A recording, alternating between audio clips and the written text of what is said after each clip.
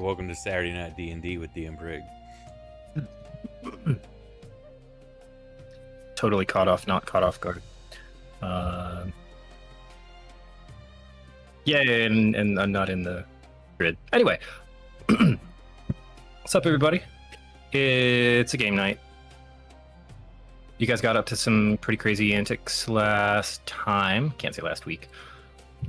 So, who remembers what? I can go through it. I think my character actually remembers what they did the night before.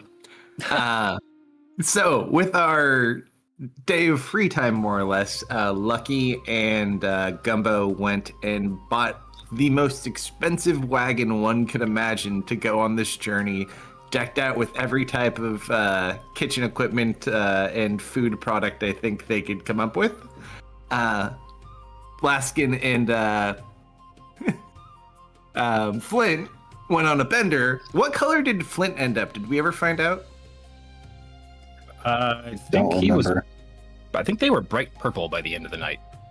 They were. Yeah, they went on a bender, hacked a statue, peed on the statue maybe once or twice, which we had to pay a little hush money for to replace the statue. I think that's... Oh, and then we went shopping, met a very nice man named Velen, who we are building a relationship with, who seems very interesting. And then I believe... I'm not sure what kind of relationship you're building, given how you like to keep tweaking the items in his shop. He's going to remember us, and he's going to love us. All publicity is good publicity. I'm going to send so many people. Going to be so happy and so sad every time. We did go... I don't remember the guy's name that Flint knows who brought and connected us originally, but we saw him, and then I believe we just rested and were getting ready to head out of town to go hunt, and I unfortunately did not write that down. Stuff. What are you guys hunting? I thought, didn't he give us some sort of, like, specific thing? We're asking, about... Domitus is looking for something in particular, if you happen to run across one. Oh, yeah. I don't know other than that if we had anything specific. Oh, that's right. Since you... I don't know how much of the plan the party has brought Nessa in on. I just protect Flint and the rest of these guys so far as well, but... Because that's what Flint. He paid for. I thought he was here to make my life better. I realize this is my duty to make his life better and take care of him. Oh my god.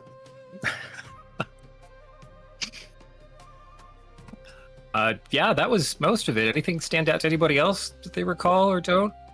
I know there was a whole to-do about some new ways of consuming beverages.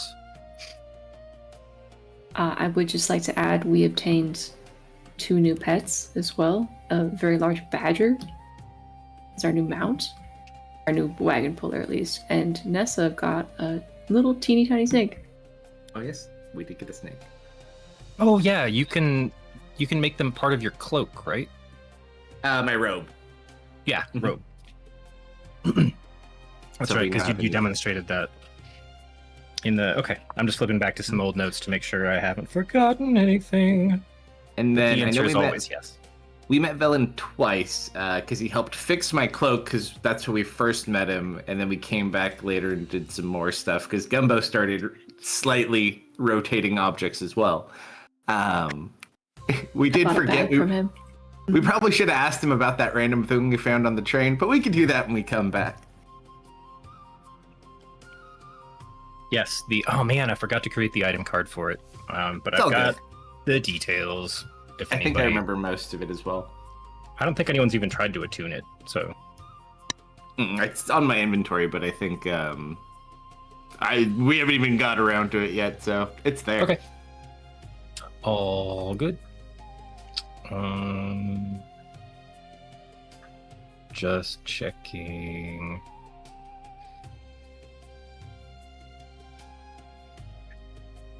Oh, I was curious if you had... I didn't see an item in your inventory for it. Oh, I didn't put it, just you told me it was there. You have it? Mentally, it's on me, yeah. Just so I don't lose track of it, can I... I'll have to unlock your sheet. Add.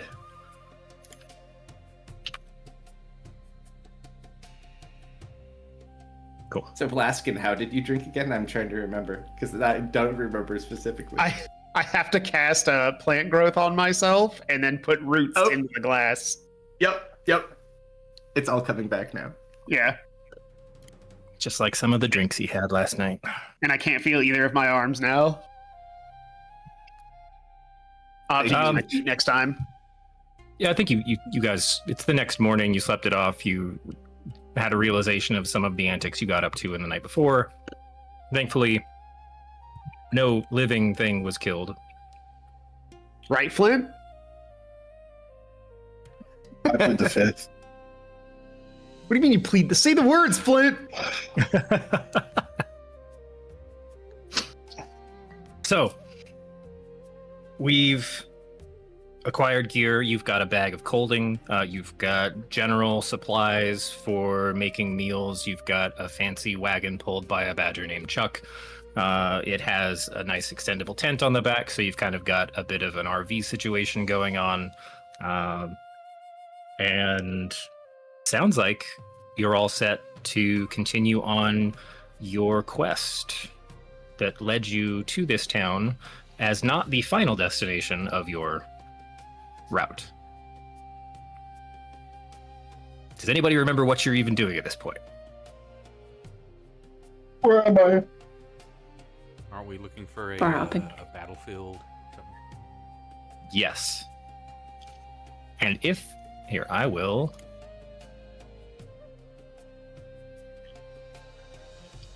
I always forget this is not in my Lost and Found folder. It's actually in the That would make for the best conversation. Hebron though. folder. What are you guys up to? What are you about? We forgot. We just kind of wander around now. You know, it's one of those... There we go. It's been fun. In this guy...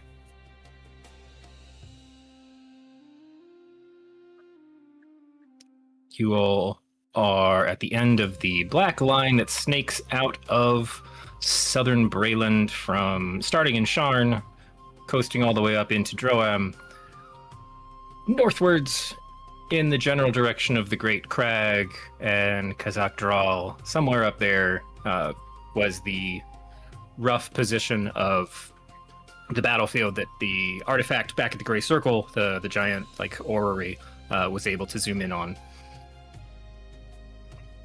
So at this point, your general gist, and I think Gumbo, you have checked in with one of the many voices in your head that said they were acting as kind of like a general compass for you, and that northward was a good direction. Yes. That's a very confident answer. I like it. So, is there anything else the party wants to do before you leave? As you're getting ready this morning, everyone's more or less de-hungover.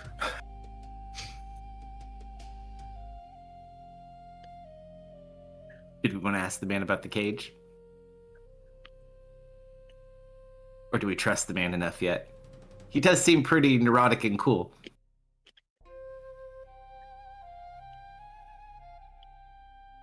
What do you think, Gumbo?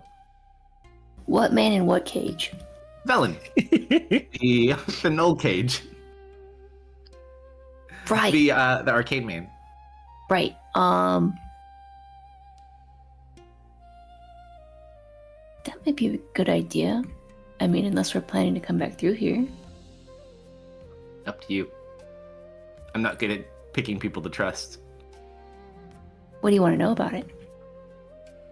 I don't know. Do we want to know anything about it? I mean, we know what it does, but do we need to know like where it came from? Otherwise, he might be really mad if we go back. I think he's going to be mad regardless if we come back. We'll wait until we have something cool to like sell him that he might actually want. Yeah. We'll do it on the way. Yeah. We'll come back on the way back. Yeah. Mm-hmm.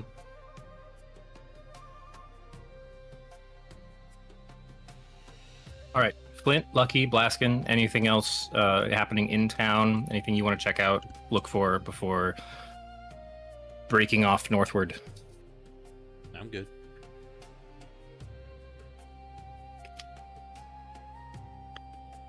Nothing involved. I also think Okay. I'm alright. Thought Everyone's about that long good. card. All right. You pack everything into the wagon. Do you think there's enough room in it for everybody to ride, or is it more of a supply wagon that you guys still travel alongside?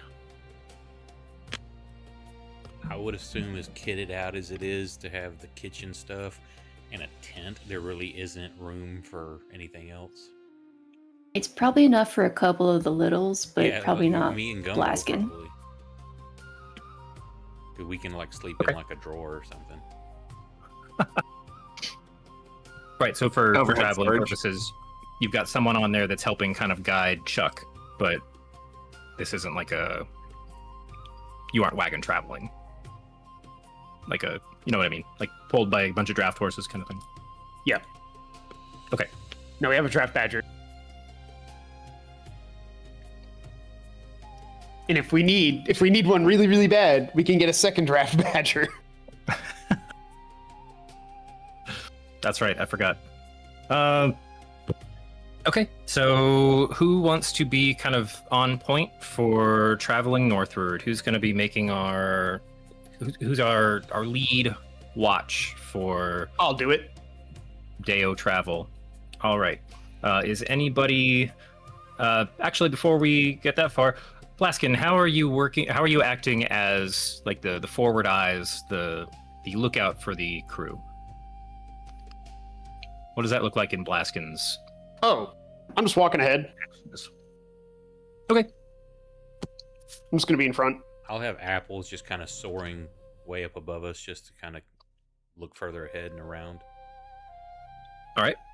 I need like 7 more levels before I can stay permanently in wild shape or something. Otherwise, I'd be a bird. Nice. All right. Then, yeah, give me a perception or... No. Sorry. I started a thought and didn't finish it. So didn't know where it was going. This is... Yeah, I was going to say, like, perception or nature or survival, but, you know, just...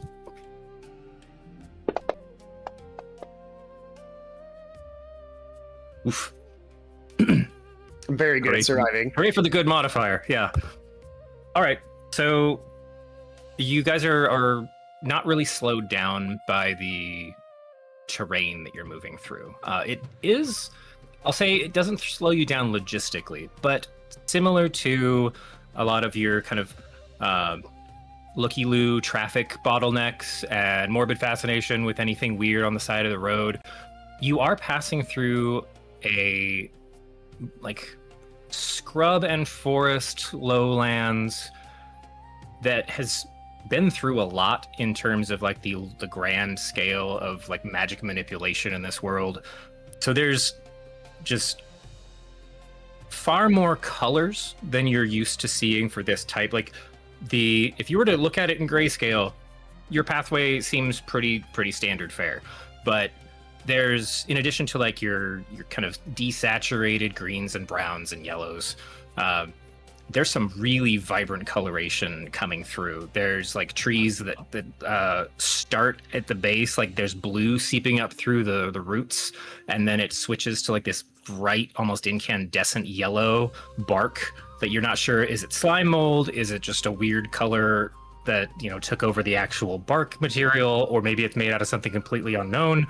And it's all this like a 5-year-old finger painting fiasco has kind of overtaken just in little fits and spurts throughout. So it's like what you're used to looking for in terms of like keeping an eye out, looking for movement past, you know, anything moving among the natural vegetation. It's kind of hard to keep a really clear view because you're just getting way more what feels like important information to your senses than you're used to. Oh god, it's just like being in a human body again.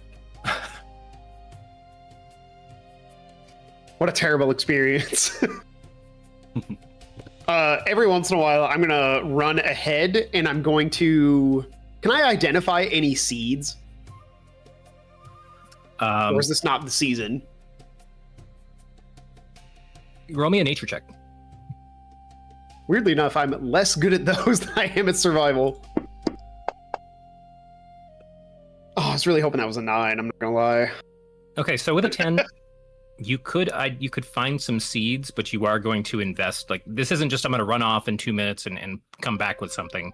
Like, you would have to be like, hey guys, can we take like an hour break? I need to go dig around for a while. No, I'll get them later, guys. Are you looking up or are you looking down? Or is this like truffle hunting, or are you also looking for anything in the boughs or, you know, plants that might have seed pods? I would say it's more like I'm looking on the ground to see if any have fallen. Okay. Like looking for helicopters Sure. and pine cones. Yeah. Well, on that roll, without significant side questing, nothing so far. Gotcha. Part of it is that every time you're just kind of scanning, even when you run ahead, there's just too many things that kind of catch your eye in the background, where it's like in other situations where you could just kind of shut all that noise off because it looks trustworthy. You're always just kind of, you got one eye on a swivel. I don't know, maybe you can do that physically. So yeah. I'll turn into a chameleon and put my eyes in different directions. Okay, so that's gonna get you guys through like the first half of the day. It'll lead up to you're able to find a decent kind of you find a calm kind of spot to break and set up to grab like a midday meal. Gumbo, how would you describe in this kind of weird paint palette forest would be space that said this feels safe? Maybe like a nice clearing where we can see the sun well. Lots of bird song chirping. Visibility's good.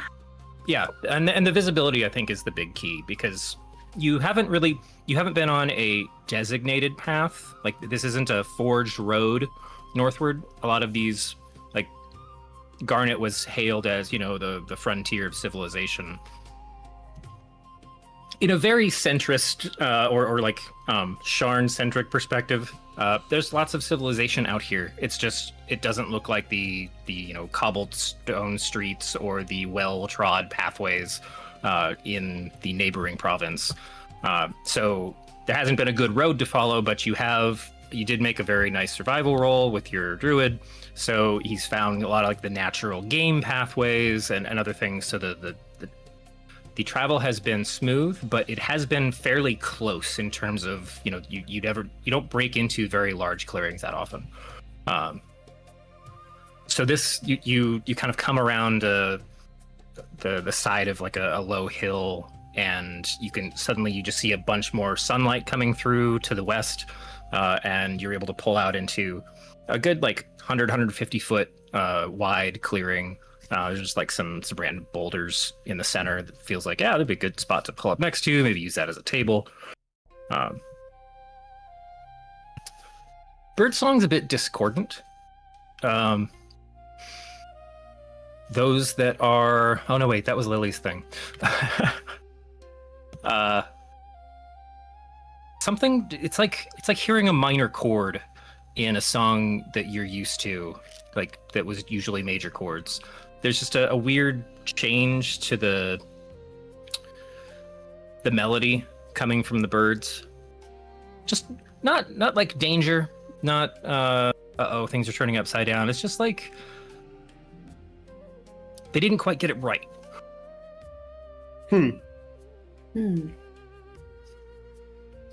But you guys are able to take a short rest. I think everybody's still fully rested up. If anybody was using abilities along the way. Is this another new day, or?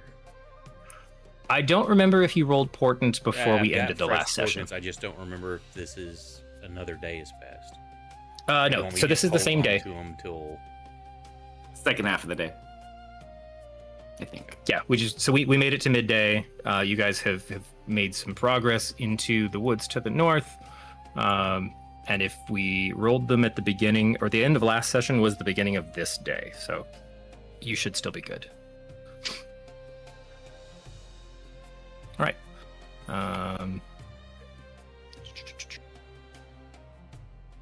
Checking if I needed to find anything on a sheet. Nope, we're good. Yeah, if there's anything people wanted to try to do in the break time before travel resumed, otherwise we'll just pick it back up. Good on my side. All right. Could this be time for me to go get some seed?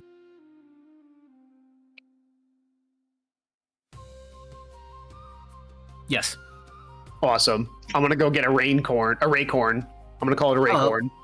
You want help? Sure. All right, I'll go help. I'm inventing a seed right now. I have Molder too. I can try to help you get to whatever. All right. Okay. Then, yeah, Blaskin, I'd say roll nature with advantage.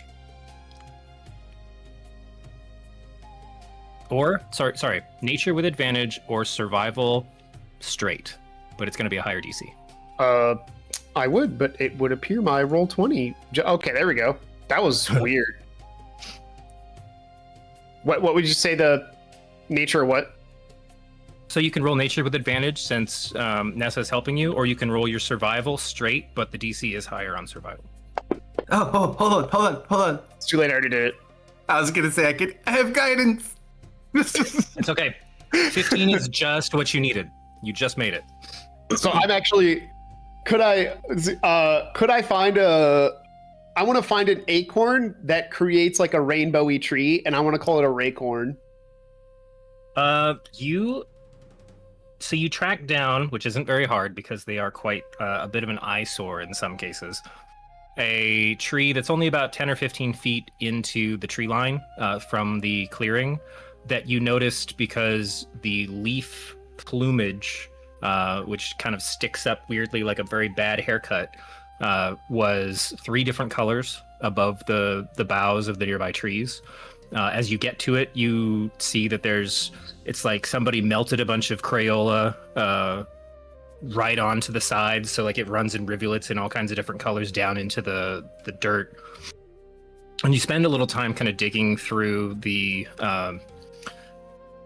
it's interesting, the leaf cover on the ground doesn't seem to match the coloration when the tree's living. It looks like once all of those leaves fall, they quickly decay into more of like a charcoal color leaf, no matter the vibrancy that's still on display in the sunlight. So you're digging through that for a while, and then Nessa's there helping you with some spellage. Yeah, in any way I can. Do you really like yeah, plants, you actually... Nessa? What's that? Do you really like plants? I really like plants. Yeah. And the earth. Here, hold on. Check out my collection. I'll part my my cloak a little bit, and I have an entire belt with little mini lanterns with little plants in them. Oh, nice. I actually have a list somewhere of every unique plant that's in there, but I'm not going to do it right now because I'd have to name off like 12 plants. Yeah. It does take you guys a minute. You're not finding anything just like conveniently fallen. However, when Nessa's pushing with the mold earth deep in between like 2 kind of thicker like roots that crawl down into the soil, you start to see like a weird multicolored clump. And as you push more dirt away, you notice that there's actually just this bizarre it's a little too organic to be comfortable. It's this hanging nest of like seed pods that sits at the like under the tree, deep in the dirt. But you can, if you want, you can pull one out. It's about the size of a cocoa pod, and it is kind of slimy. I obviously want the slime seed. Mm-hmm. I motion. Oh, forward. They're all slimy. Like after you, of course. Thank you. I'm glad it's a seed this time and not a fungus because I don't have good luck with those. I'll step like 5 feet back. No one's told you about the fungus, right, Nessa? Nah. Okay, good. It's not worth asking about, and you shouldn't do that. There was no fungus. It's about now, Prestidigitation Blaskin. You myself also a little bit. notice. You also notice the seed you're holding is kind of warm. You said it's a pod, right? Yeah. I'm gonna take my hand. I'm gonna free up. I'm gonna get an extra lantern, put it on my belt, put a little dirt in it, and I'm gonna pop open the pod and put one seed in there. Okay. So as you go to pop it open, I need you to make a dex save. This time, And this whole Nessa, time I've been Nessa, calling them. you actually no, you're fine. You stepped I back just 5 thought. feet. I just thought for some reason I've never called them planterns. It's been 6 years. So, like, And are you naming it as it explodes? No, the container he's trying to put it in. Yeah, they're called planterns now. I'm just gonna call them that. Blaskin, Ah. dex save. All right. I knew I should have cast Speak with Plants first. I'm so bad. It's too All right. close. So it's it makes sense that you weren't going to try to put the whole pod into the plantern because it's like, yeah, I think the way you've described those things, one pod is about the same, a little bit bigger than one of your little like cloches. So you kind of shake it. You can tell there's like a thick slopping bead in there, and Please don't you go to describe basically. anything ever again as thick and slopping. Sorry, man, you dug in the dirt. So as you go to crack this in half, you actually get hit with like a kind of pressurized acid spray. Are you immune to acid or just resistant? Or is that only when you're? I thought there was something about your Scorpoblask. I think that's poison, But, not acid. Okay. So it's okay. It was only one pod. 12 acid damage. I'm gonna get like my face covered in acid. I'm gonna turn to Nessa slowly and just with no facial expressions at all. You're just gonna hear. Ow! I think it's the but- first time I've ever coughed. You don't even have a mouth. That's impressive. I know. Like, where did that come from? That's a great question. No one else has really asked before. Are you okay? But, like my face is starting to rust a little bit. It's corroding in front of Nessa. Do you need like a little motion to the face? Lucky you'll cast Fabricate or something on me. That usually fixes me up.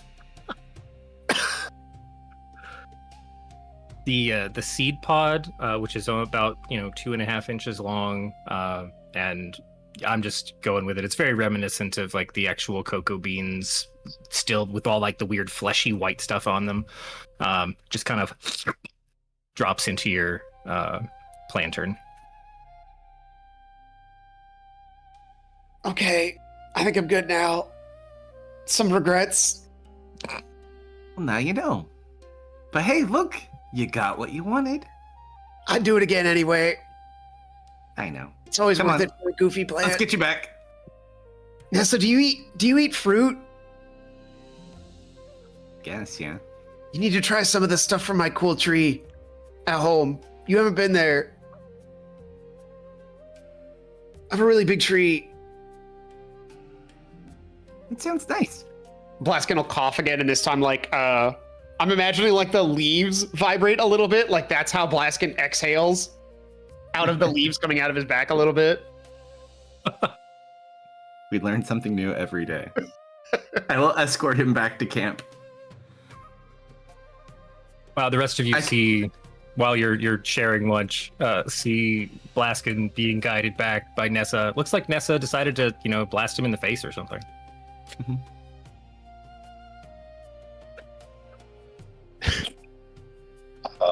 Lucky, I don't know. I think the smoker is a little overkill. It's just smoking on the road. We're just going to be attracting animals. Well, yeah, but you're supposed to do it. It's supposed to be slow and slow.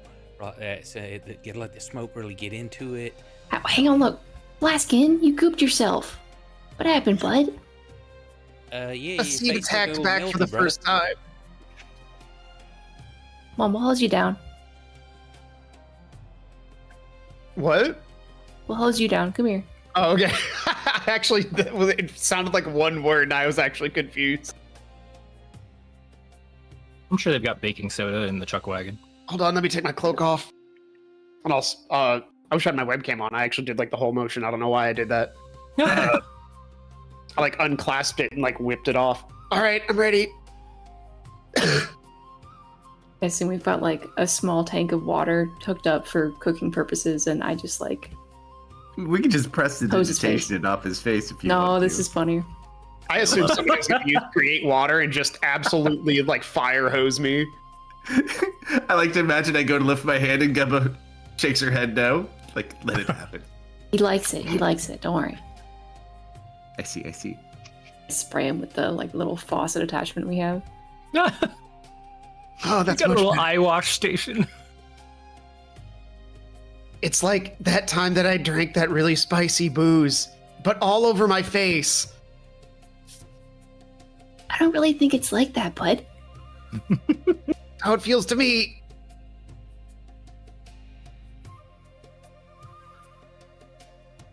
Flint, give me a nope.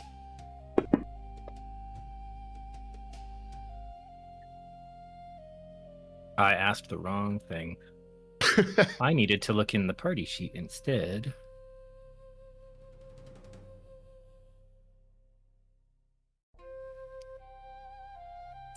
Nope.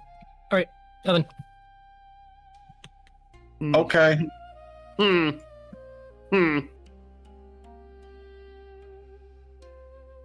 Suspicious. Your face and your ears are burning. Yep. I've had worse, and I'm sure I'll have worse. because you don't have ears. Yep. I have like little holes in the side of my head like a bird. Oh, I see. I have to clean them out sometimes. Stuff gets in there. It's like a Mr. Potato Head. That's where ears can go. Yeah, he gets spiders a lot and all the little crevices. It's Oh, not God. pleasant. I do? And no one told me? You don't hear them? It's like a whole family. That's what you wanted. I thought those were just funny clicking noises that I heard randomly.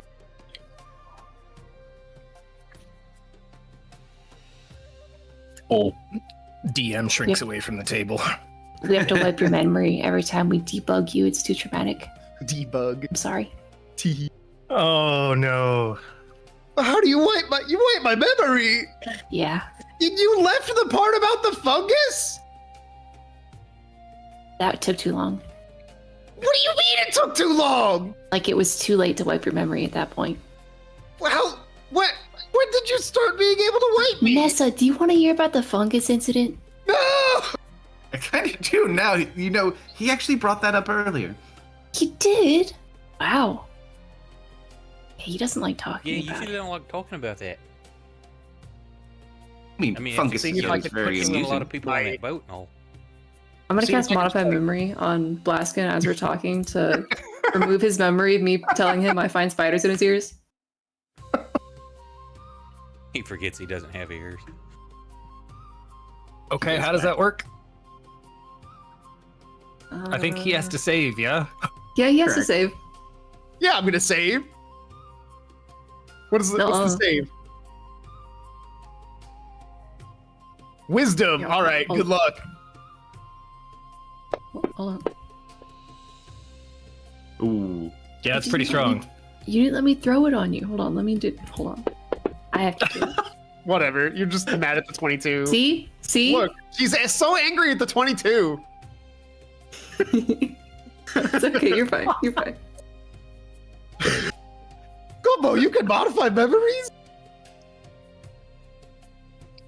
Yeah. my entire life is real. Mm.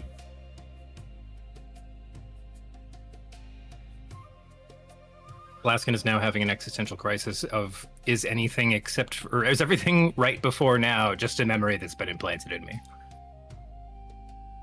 He's having a crisis. Have fun with that. You're like, I'm gonna have to put things over my ears. Just like mouthing, I'm sorry to everybody. Well, see, if you just let me do this little spell, you won't have to think about it anymore. No. Okay, we'll get you some earmuffs. Okay. I hope they're not made of fur. We'll get you some vegan earmuffs. Hell yeah.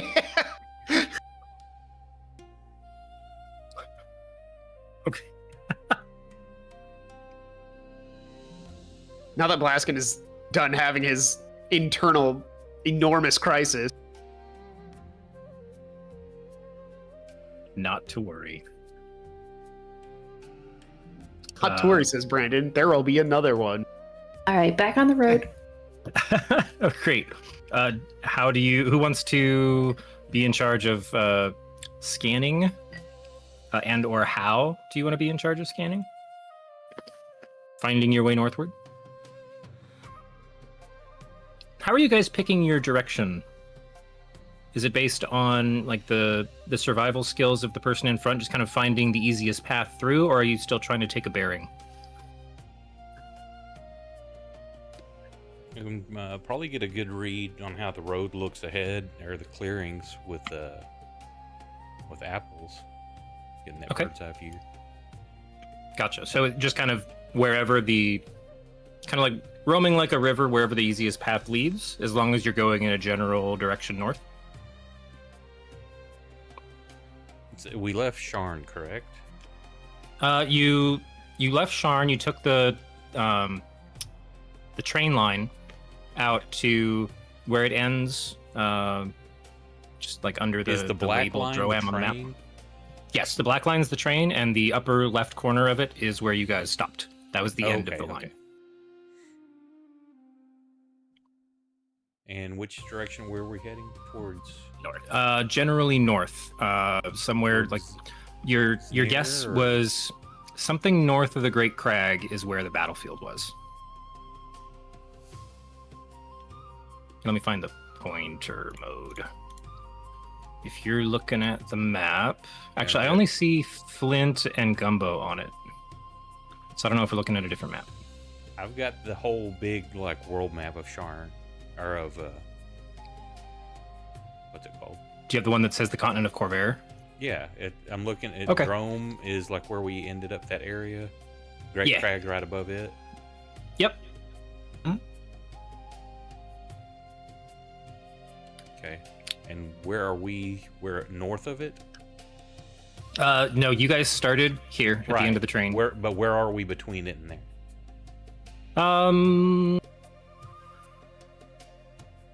Maybe, let's see, you went half a day? Because I don't know, this isn't hexed out or anything to... Oh, yeah, this... Yeah, I'll just keep that to myself for now. We'll say... I don't know what you would know where you're at on the ground. You haven't passed any other like towns, cities. So maybe somewhere in there. Does this have a there it is way at the top, let me look. Okay, 1, 2, 3. So one of those little markers is about 5. Let's see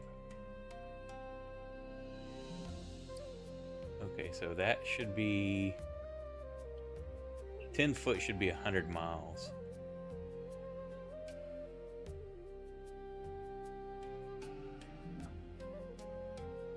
So we've gone how many miles? Oh, I don't know. I'm really not 100, even. So basically 1 foot. So that's like 500 miles. Wait, 50 or 500? No, because if you look at you the just very you top, just said scroll up to the very top. Their little bar, the light blue, dark blue, light blue, dark blue under. Okay. So I don't think we're getting that deep into details the right light here. blue and the dark blue, each one of those little deals is 100 miles. Mm-hmm. So that measures out to 10, which makes it easy. So there's 500 miles I mean, 50 miles. Okay, that's where I got confused. I said 5. Yeah, I'm sorry. Again, my brain's fried with thinking. No worries. lately. Yeah, I didn't measure anything out. I'm just No problem. I was just trying to figure out kind of where we are, how far we've gone.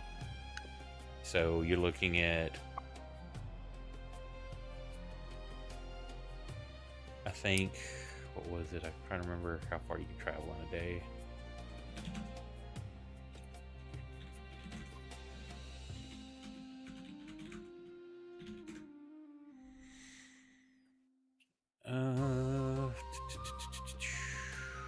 Wagon or carriage moves at the same speed as walking party, covering 18, 24, 30 miles per day, depending on the chosen pace, slow, normal, or fast.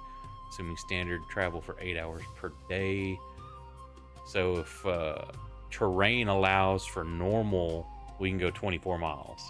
So we can go half that distance in one day. I will say, in half a day, you made it to the first event on the event chain. There we go. Yay. So, you got your eye in the sky to look for, the more breaks in the greenery. Who wants to lead? I will say the same person can do it again, but you need to pick a different skill. Or you can have someone else take the helm and give the first watcher a break. I nominate Gumbo. I will do it. Gumbo, what Very is wise. Gumbo helming the path forward? How does that manifest itself? We're halfway through the day. I'm gonna ask my brain friend if we're still going in about the right direction, just to help guide us a little. And I'll just give you a survival, I suppose. Okay. Or if you want me to pick something else, I can. It's whatever Gumbo uses. Would you take a perception? Sure. Awesome. Big. Sweet. My eyes are open. Sometimes.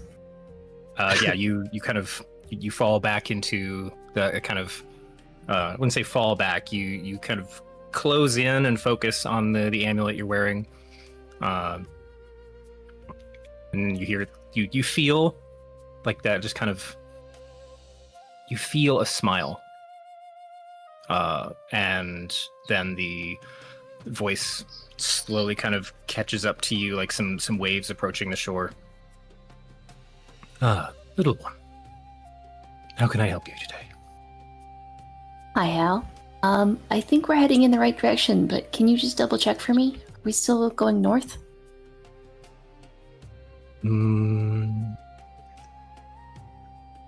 Are you facing north now?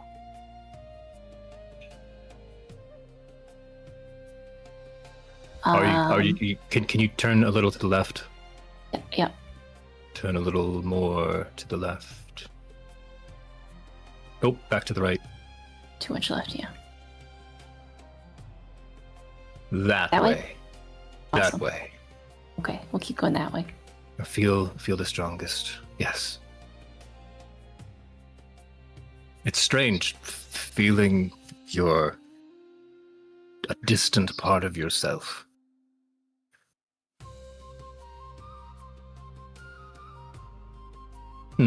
I mean, it's gotta be, exciting. We're getting close. Exciting's one word, isn't it? I fear it carries a bit of anxiety. But mostly optimistic. Keep that optimism. Likewise, little Gumbo.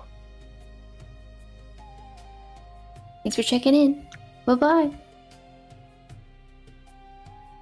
You too, Mog. Love you, buddy. Let's see, how many days has it been? You don't hear anything coming back from Mog right away. Mog's fading. Okay, so with your perception, so you know you've been given like, yep, heading is still good enough. It's not like you're going to miss it by a degree.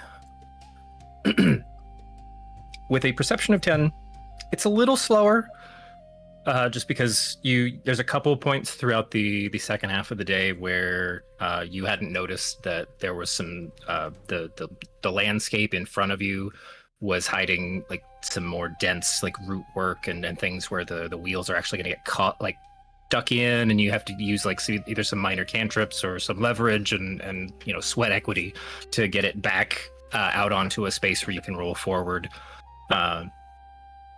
Chuck loves it because you kind of unhook him for a little bit, and he's just kind of sniffing everything around. Definitely makes a couple passes back at Blaskin. But the travel continues forward. The other thing that kind of almost catches up or almost sneaks up on you with the perception roll, and I would say go back to where was I'm hiding so many windows from myself. With a passive perception of Blaskin, you notice it first. You're kind of just sitting or walking kind of in reverie, thinking about all the different plants in the collection on your belt right now and what else might be growing out there. And you look up and you quickly, how do you get the entire party to stop as fast as possible? I think I just yell stop. Okay. Just as loud as I can, man. I don't think I have thaumaturgy as a cantrip. No, I didn't think so. Okay. Sure. Yeah, I'm just gonna yell stop. Stop! Okay, so what you notice, it really just kind of sets you like off, like not at ease, is there's a wobble to the air in front of you that crosses about half of the pathway. A wobble in the air. It's like I'm gonna pick up some dirt and throw it at it. Sure. You throw some dirt at the wobble. What a sentence. You just take a handful of detritus on the ground and you throw it at it, and it like passes through what you interpret as like the barrier layer, or just where the air seems to start being funky, and passes through just fine. But you also notice that the stuff that you throw slows down just a little bit. Like it takes a little longer to hit the ground. The rest of the caravan is stopped like maybe 5 or 6 feet away, and then as everybody kind of you were falling into just a bit of a rhythm, thinking about how far you're going to go, how long it's been since you last ate. But everyone like kind of snaps to attention, and the rest of you start to see it. It's just this strange shimmer in the air. Like you could skirt around it a little bit, maybe go around a couple more trees to the left. But as you're taking in what you start to more of it, as you move around a bit, just kind of checking out this view, you notice that you're at like the edge of almost there's a little bit of a curve to it.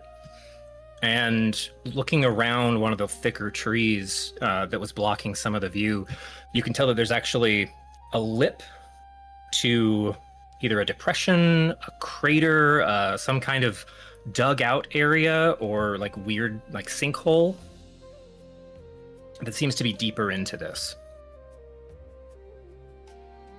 Ooh. And just like for sense of scale, we're talking like you're based on the curvature, you're guessing this is at least like an 80-foot like this isn't just like a 5-foot circle of anything. This is like a significantly larger circular area. 80 to 100 feet across, maybe more. But you haven't, like, you're just kind of getting view on the edge of this. Okay. But there is room to maneuver around, probably. Yes.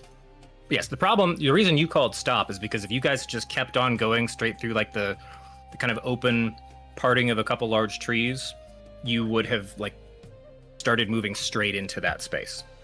And you're not sure what it is, but it set off enough radar in your head that you're like, that's not normal. Hey, the more arcade-nology people, I don't know that much about it, but this looks arcane. Could this be? I'm like yelling back into the group. That's how I'm imagining this. I'm trying to. That's why I made that sound. Could this be like an after effect of the big war they were talking about? Do I see what he's talking about? So you see like the gonna weird throw Lucky at glimmer it. to the air. I'm just gonna like heave him. No, Kind no. of Wobble. study it a little, and I'm gonna have apples like get closer to it. Just feel, is there a barrier there? Is it just a ripple in the air? Can he fly through it? So Blaskin was already able to like nothing stopped anything passing into it. That It's- isn't living. Fair. Roll me just a general arcana.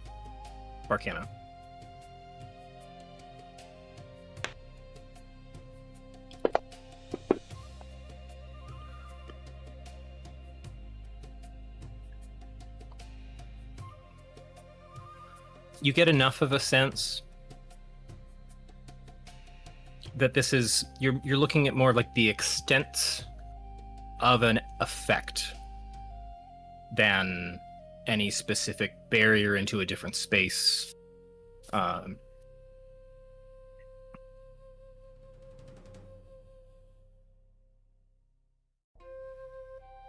don't know. What are you having apples fly into it?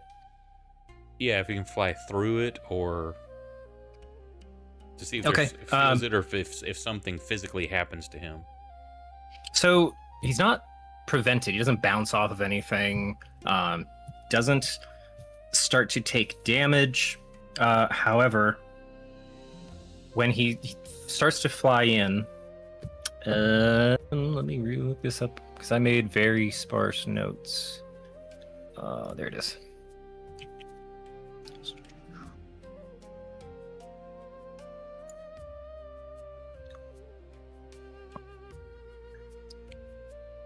Give me a wisdom saving throw for apples.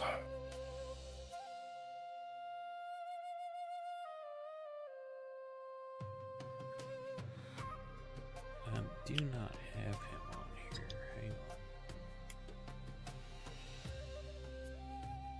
NPCs. Ow.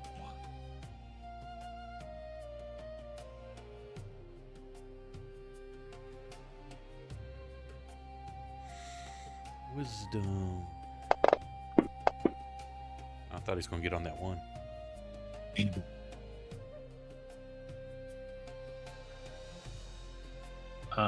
Okay.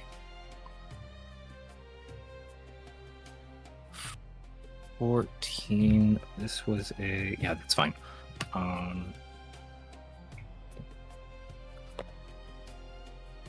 And now I need a con save.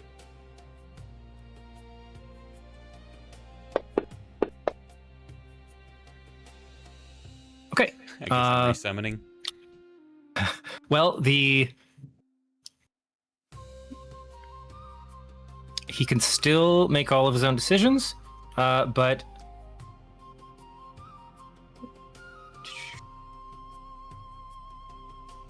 okay.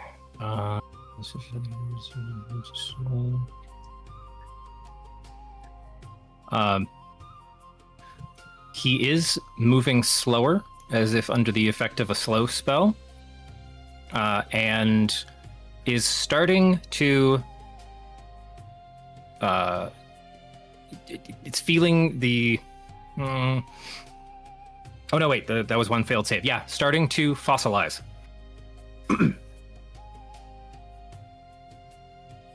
If that's what he knows, yeah, he's going to try to get out of the area. Okay. Yeah, the since he wasn't under the first effect, does have enough movement because it just started as he flew in. He can decide to fly back out, at which point the effect that he's saving against dissipates. And I would assume I know what's going on. I can, if he's within 100 foot of me. Yeah. And I think would you have warged into him just to see what you could see at that time? Just to in case it was like go to something else is changes, like it's a illusion covering something else, so I could see what it was. So as he was flying in, the other thing that stood out to you is you could see there is what appears to be almost like a blast crater at the center of this. In the center, there's a couple unique things. One, a collection of small stones are kind of suspended and floating like above the epicenter, maybe I want to say like 50 feet in from the edge. There was also two collections of bodies that are two collections of stone bodies. One, because the clothing and the armor, all their stuff was still was not stone. But one set looks significantly newer. One set looks almost completely weather destroyed. Yeah, we don't. But from the outside, it just looks. We don't see the crater. Apples was in the best position to see the full extent of the circle. You guys could, without going into like combat rounds or timing. Looking different from. No, if you guys start to move around, you can see the same things. Okay. Yeah. We want to be careful and either avoid that or go around. It's some bodies look like they've been petrified, fossilized, something. Look like a couple of different time periods. I got equipment worn real bad on someone another. Looks kind of like this. I'm going to try to use like minor illusion or something just to create like still images because I can't do anything fancy with it. Okay. Like in a minute, like a little 5-foot cube. We cannot see the fossilized people inside. From the ground, no, because it's like they're down in, think like World War I trench warfare kind of crater. Is there any evidence such as the crater having edges that aren't super close to the anomaly? That what I'm getting at is evidence that it's getting smaller.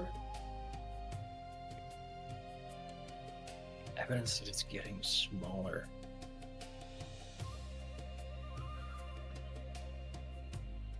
Like over the course of years. Like there's a part of the crater that is closer to the edge of the boundary than something else. Like if it was shrinking back to the epicenter, eventually you could get to the edge of the crater without being affected by anything. Is that what you're saying? Yeah. Is there something like that? That's the only evidence I can think of something like this possibly getting smaller. If anybody else has an idea. Go ahead and give me, you're looking for something specific. Give me an investigation roll on that.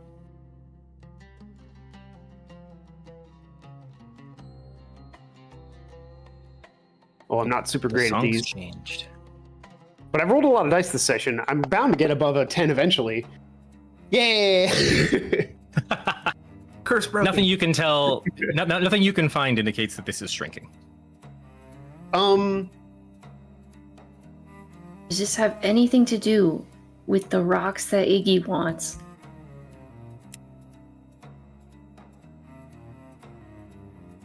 Are there weird, wobbly, turn you to stone rocks? I have an internal Geiger counter, Brandon. Is that going off?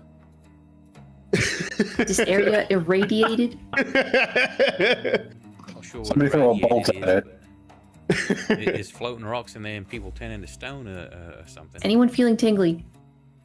Apples did.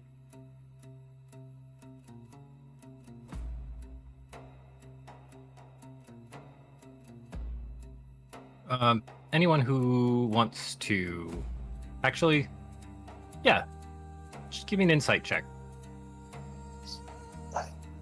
I really hope we just end up with like a collection of rocks that we bring back to Iggy. Like, I'm not sure which rock you wanted, so we just brought you a bunch from everywhere.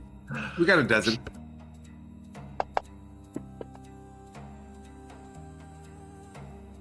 Oh, insight?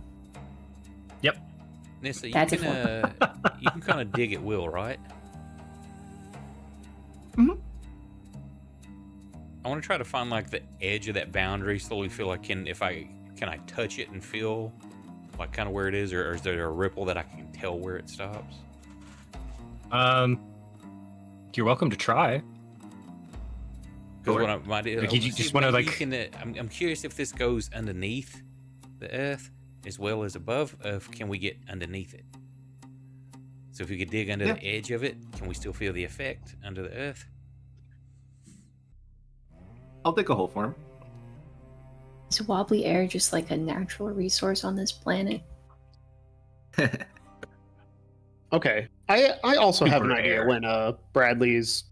when Lucky, Bradley, and Nessa are done with their thing. So you're having Nessa mold Earth at the edge. Yeah, like trying to see if it. Yeah, to see does it penetrate the earth, or does if you dig out underneath it also does it go ahead and fill in that gap that's been dug out, or is it solid? I want to test both. Okay. 'Cause if the earth blocks it, maybe I'm thinking Blaskin could change into a burrowing creature to go underneath it to the center to try to get a rock or something. Sure. Or those people. Yeah. So Nessa, you're just gonna try to like use mold earth to push down and like find the edge where the sphere starts. Dome. Yeah, using the guidance he's kind of giving me, I'm just going to kind of like slowly dig down, and so he can go to his experiment. Yeah, And, I want to do two separate ones. One is like once we find the edge, Mhm. digging straight down, does the barrier drop with it when the earth's removed? And if it does, then trying to dig, leaving the earth intact and dig underneath it, does it penetrate the earth? Okay. This is your sorcerer cantrip mold earth, right? Correct. So you go to cast the spell. You're pushing I've got it it. as a cantrip. I can fucking do it myself. Never mind. I didn't think I had it. I mislooked. Well, whoever's casting the cantrip, you go to you start pushing the earth away. You see that where the ripple hits the ground, as you start to dig down, two things happen.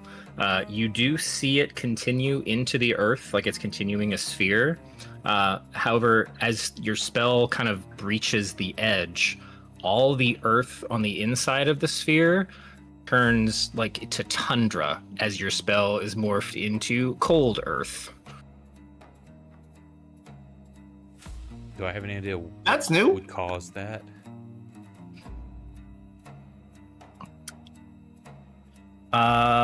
Arcanally speaking.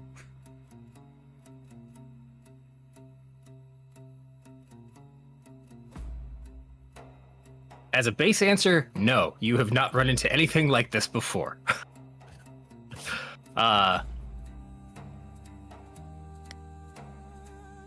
It was warm where I grew up. Because Don't ask something me. else didn't happen.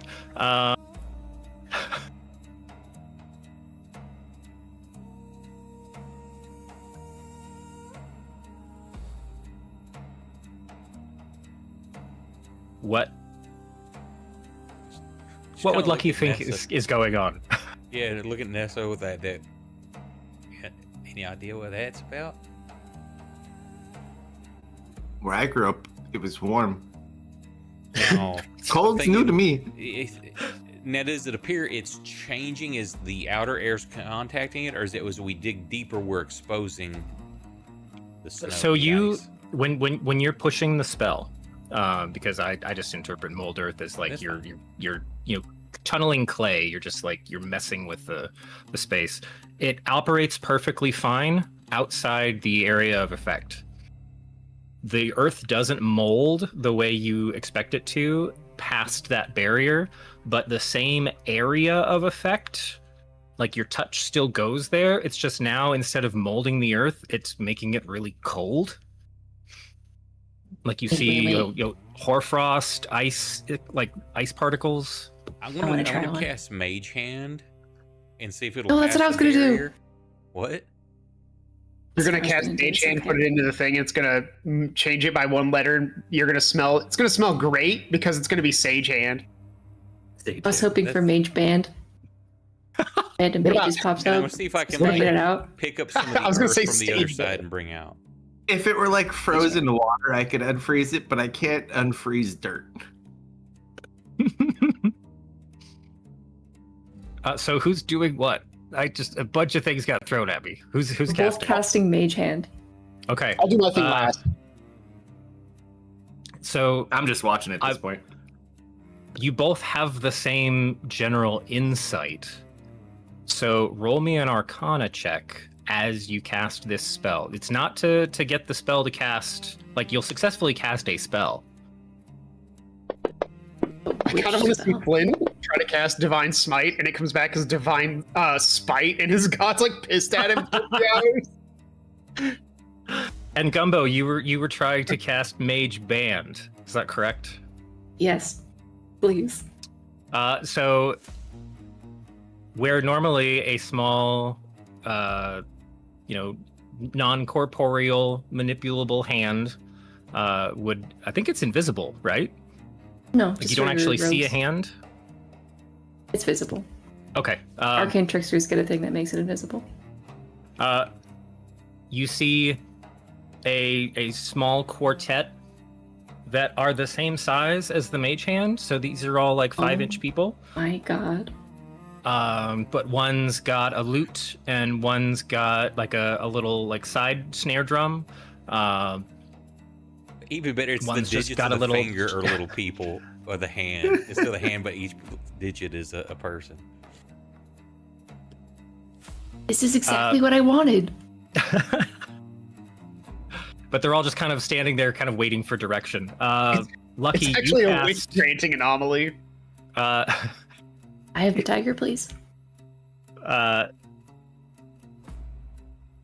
They play Yes, it, but they're all that- terrible band members, and they so sing out. unfortunately, it does not. It is not a. This spell does not create sound. So they are giving it their all, No. and it's like they're on mute. But they're inside the those- sphere, standing on the dirt, Those poor band members. giving it their Curse all. them. Lucky, what were you trying to cast? You were hoping, or what were you I was just aiming trying to cast for? Mage Hand to try to see if I could pull some of that tundra, that just grab some of that dirt and pull back out to see if Okay, what happens. So with that Arcana roll, it's kind of up to the whims of the manipulation of the magical weave there, and so you get a cage hand, which is a mage hand that seems to have like a fetishistic, like fishnet style. Awesome. Hot Topic hand. But you can, yeah. So also to no, doesn't matter because it's a mage hand. So you are able to pick up some of that frozen dirt. Can I just look at like? Do any of you have a shovel? I hear those work too. Yeah, I don't want to go across this thing though. And I'm gonna try to pull it. It will bring the dirt out. Does it change? Does it look the same? It just starts to thaw, I'm gonna carefully like something made it really cold. catch some of it in my hand. Do I feel any kind of tingle? Does it just feel like, oh, it's just dirt, or is there like a residual effect from being in there transferred out as Yeah, well? it's just dirt. Nothing really comes with it. Yeah, I'm thinking that whatever caused this, maybe no pun intended, like froze time, and it happened during the winter. I think it's maybe some residual magic from one of the many wars that took place here. And it just makes spells a little funky. More than just spells. It was starting. It's petrified some people in there.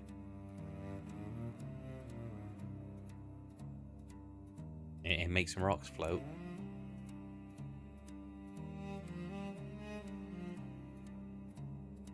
I mean, I'm sure there's more to be learned about the magic itself. If nobody else has anything, I'll try my. Sure, what you got? I have an idea. So follow me in this train of logic. Well, this is a little required to set up what I'm thinking. On the way here, we ran across a lot of plants that had some really strange coloration. So I'm thinking they probably absorbed some of the magic from these various things that have happened. I am going to reach into my pack and I'm going to pull out a pine cone that Will gave me a very long time ago. I'm going to pluck a seed out.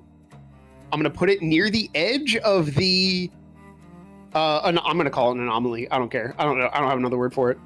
And 99 feet in another direction, I'm going to hit plant growth to cause the seed and everything in that area that's 99 feet to our west to become overgrown and see if the plant life sucks up part of the anomalous area by absorbing the magic into the plants. Like pollution. Brandon is loading. It's just a thought I had because we saw a lot of weird plants on the way here. It seems to me that the plant Hold life on. is absorbing the magic. So you want to put the seed as close to the space as possible and then cast plant growth So it expands. into the space. So plant growth requires that I have I brought it up a second ago. Like the radius where half of it's growing into it, half not. Yeah, normal plants in a 100-foot radius centered on a point become thick and overgrown. So I just want to catch the tree in that. I guess I could be casting plant growth into the anomaly. Let's do half and half. Let's do 50 feet in, 50 feet out. Are there any even plants in there, or are they altered stone or something? The ground cover seems fine, and any okay. greenery hasn't turned to stone. Okay. Yeah, I'm going to try that. I think the plants are slowly, nature is healing sort of thing. And I'm going to see if I can make it heal faster. Okay, so you cast plant growth into the space. Half and half. Half in the space, half out of the space. Okay. I'm really hoping that I start going on a tirade about something stupid so Brandon can turn it into rant growth.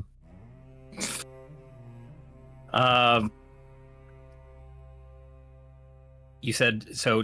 You centered it. Sorry, you centered it at the edge, so it's half outside, half inside. Yeah, and I want to make sure I get the pine tree seed that I just put down. Sure.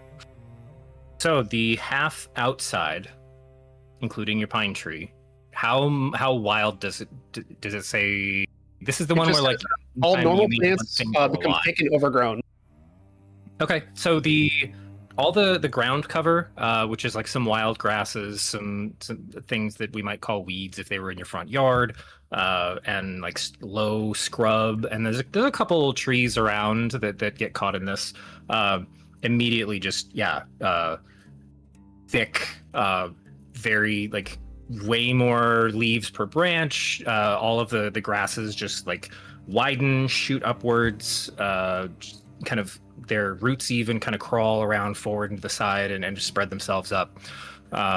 And interestingly enough, you also see like weird colorations seep into those thicker plants, and the pine tree that you just planted starts to pull like this intense, almost neon green, starts to like crawl its way through. Like it's not a huge pine tree. You made a little sapling, but Yeah. it's picking up some of it.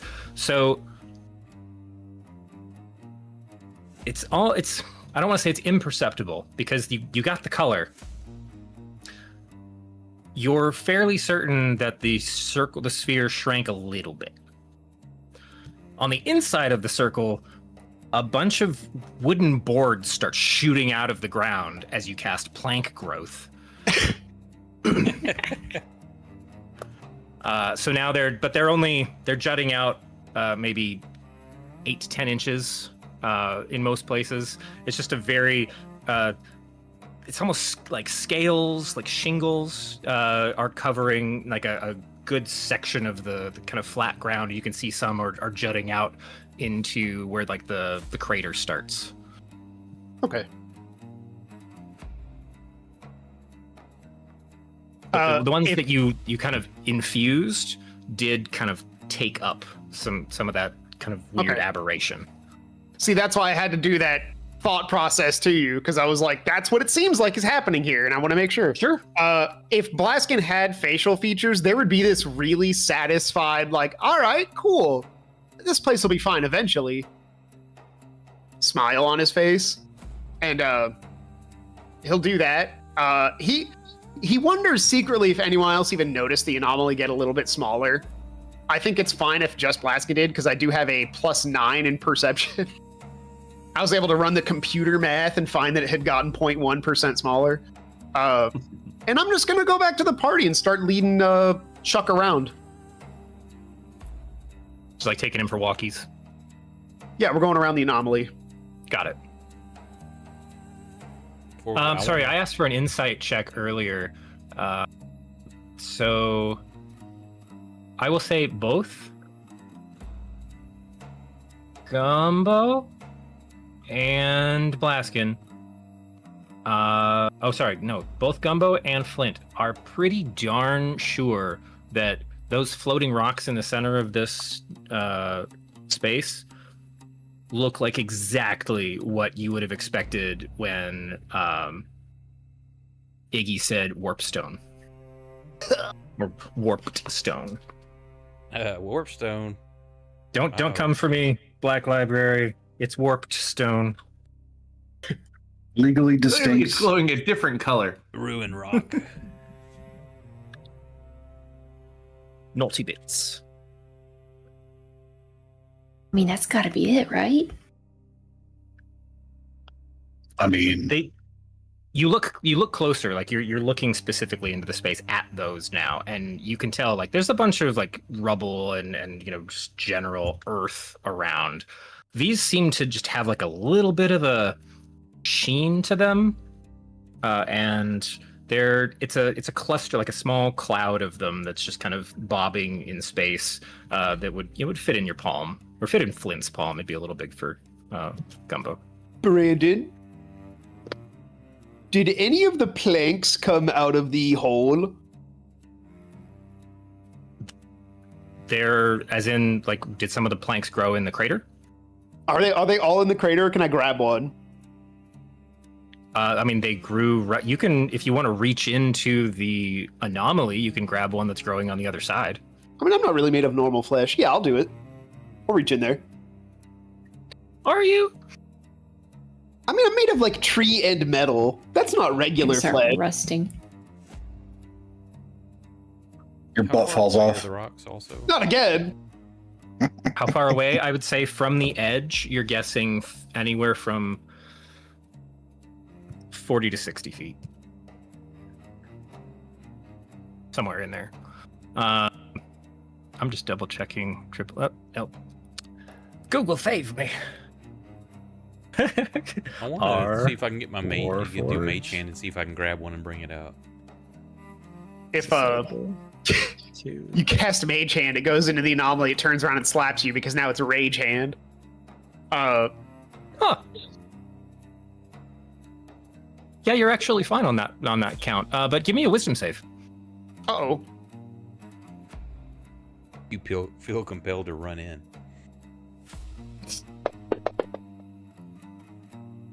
God, my wisdom is really high. My rolls tonight Yeah. are pretty dog. Whoo. Okay. Yeah, it's a residual effect. It's not going to be that aggressive. So no, you are also you do not suffer the inability to make decisions for yourself. So you are able to grab a plank. You can tell that your body is slowed down inside the sphere. Like That's gotta it's be physically doing. difficult. Like, I imagine it's like reaching into. Yeah, I like don't know another way jelly to or put this, something. but like thick water, like in Jello.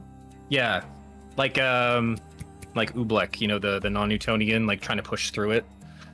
It's like We can the edit rest of your body out, moves right? fine on the outside, but as your hand moves in, it's like you're resisting yourself, like you're pushing against a hand that has to move slower. But yeah, you're able to pull out a plank of wood. It's about 6 inches wide and maybe 1.5 feet long. I'm gonna throw the plank of wood at one of the stones. Okay. Give me a ranged attack. Actually, what's going to be simpler? Give me a dex check. I'm all right at those. Hey, finally. All right. You throw the plank perfectly accurate towards the stones, and it, because of the slowing effect. Well, yeah, I guess gravity would have more time to try to pull on it too, but wouldn't pull it at the same. No, I think it moves slower, but does the same thing it would expect to do. It's just going to take a little longer to get there, but it will just kind of smack into one of the rocks, and the rock goes tumbling in the other direction, and kind of comes to a rest in that same kind of slow, suspended state. It's maybe 15 feet away from the far side. Okay, that was all I wanted to try. Sorry, I blew time with that. Oh, good. You blew it. Blow it. No. You guys ran into a weird magical bubble that's doing all kinds of crazy shit. If you want to waste time, go for it. I want to cast plant growth like 5 more times and see if I can absorb the entire field. That many plant growths would literally destroy the entire path we're on. Also, curious, I want to see if I can cast Dispel Magic to see if it will remove any of the anomaly.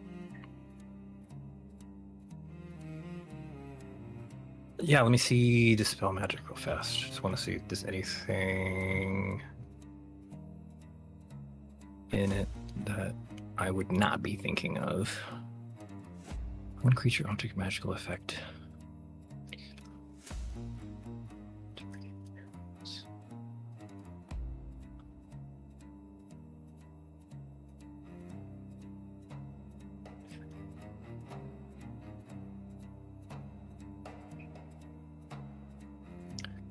Interesting. Choose a creature, an object, or a magical effect within range. So 2 of those are item targetable things. This is a magical effect, is what I'm treating it as, the anomaly.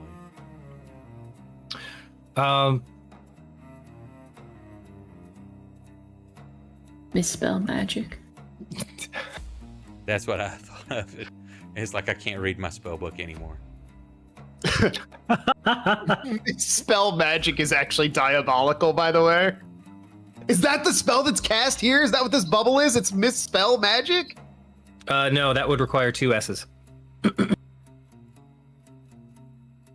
Then it would be. Then I think that works better. It's double misspelled. It's really misspelled magic. Turns into Dispel Tragic, and it still works anyway. So you cast the spell. You cast Dispel Magic at the effect. It is consumed as Dispel Manic, which is effectively a calm emotions, and nothing happens.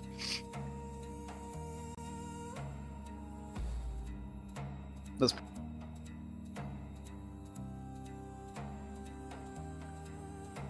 Everyone's like flipping through their spell list right now. Other funny things could we cast? Yeah, I want to try the mage hand again to see, just try to grab one of the stones and bring it out. Okay. Is there a specific way you want to like force your intent on the spell? Being aware that things do get changed.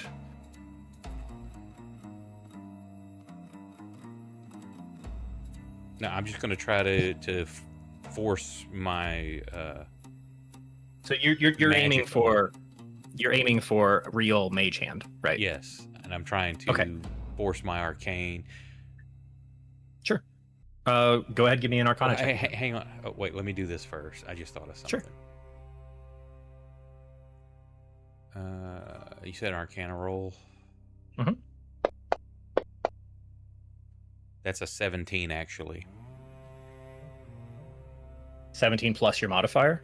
Yeah, I'm making that a 17. So yeah, okay. 17 plus 8. Okay. Then yeah, you are able to actualize a true mage hand. Or actually, hang on. Actually, I want to use my 10, so that would be an 18. I don't know if that's good enough.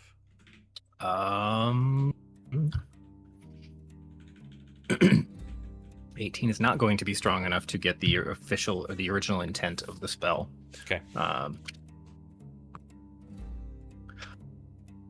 This one comes out as a mare hand, so it's a floating hoof. Hey, if it can go up there and smack a rock back towards us, smack It out, can kind of cradle it within like the horseshoe space, and just push. and then like it does take a little longer to pull one of those back towards you, but you do. Go ahead. While he's working on that, I would like to get a pot of oil. I'm gonna make some dough, I guess, and I'm gonna cast fly with the intent of casting fry. What are you casting fly on? Duh. This like pot of oil I prepared. Move it away from So- the fucking wagon. So are you putting the pot of oil in the dome? Yes. All right, I want to slide a hand check so that to see if you are able to keep yourself out of the effect while you push this thing in, or are you being super careful and using the plank that Blaskin? Oh no, wait, Blaskin threw it away. Are you like putting this in with PPE or something? No, I'll just like set it down next to it, and then I'll use my stick to push it in, Okay. like a pizza oven. Your Sort of stick situation. is you. Do not put your soul in this. A stick. Okay. I'm gonna take Gumbo's stick and throw it in there and see what happens. Actually, as the stick is not flesh, you'd probably be okay. It'd just be, well, someone would have to go in That's and the get mess up of stone to flesh. It's stick to flesh. Oh no. it. Wait, what if we put it in there? So and it goes from so then stick- you cast fly on the pot of oil, and you're trying to direct the manipulation of the spell. So go ahead I and want to give me make an Arcana magic check. donuts. Nobody tell her the fact that if she puts that pot of oil over the fire, she could have the same thing. It goes horribly wrong somehow. Yeah. So it's not fry. You Turns cast into- spy instead. It's cry, and the pot just starts dripping the oil. Well, the original spell was fly. And you get fly, but you have manipulated the pot of oil into a large metallic insectoid that's just like dripping this like weird oily ooze. Turns into a jug bug. Instead of a Mark. rust Oh, rust dear. beast, it's a rusty friar beast. And yeah, any thoughts on what the nearest NPC to that would be? Probably me, since I'm the one. No, sorry, I'm That's sorry. What's the nearest monster to a nasty, slightly Ooh. metal, oily fly? Like thinking like a method or something. I was thinking method, but that's like a minor demon kind of thing. What are those fire beetles?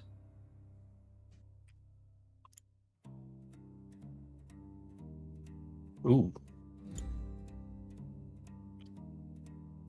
Whoa.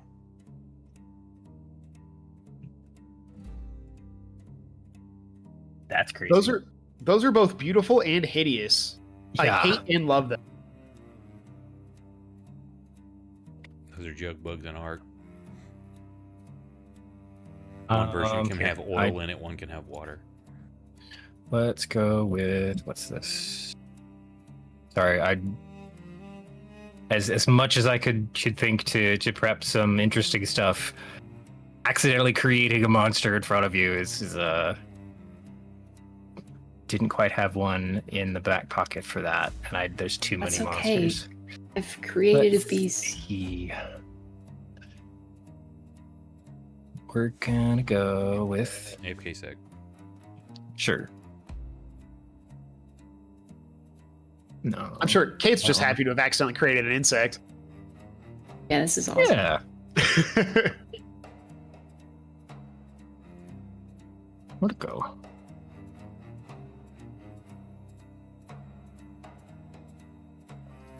I'm gonna find something.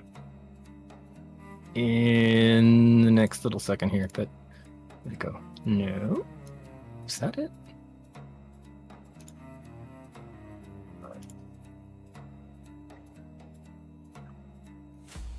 No.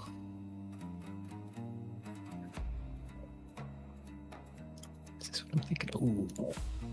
No. Darn. That's not it. That's not it. That's a weapon.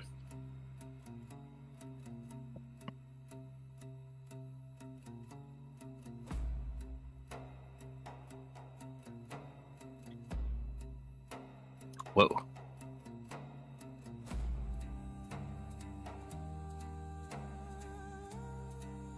Nope. This is the sound of me reading. No. Oh, what's this?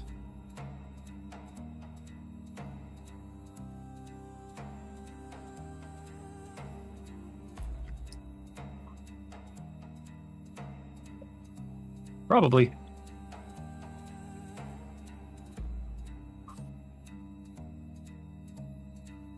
I think we've used those before. That's not what I wanted, right? Yeah. That's a little creepy.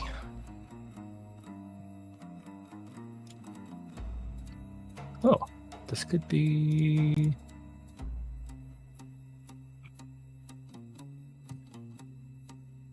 Now that's fine. For all intents and purposes, we are going to be dealing with a living iron statue. So let me... Here, just use this one. It's always useful.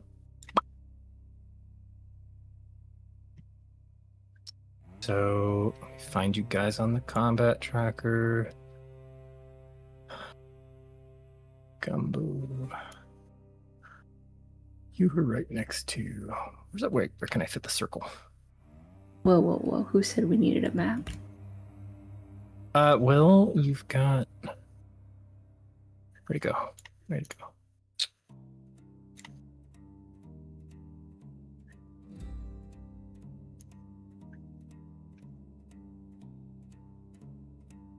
As this bug's creator, obviously I am its new best friend.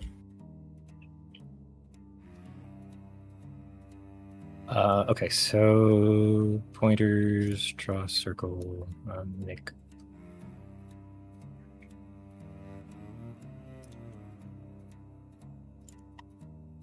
So I'm just using this for the grid more than anything else. I'm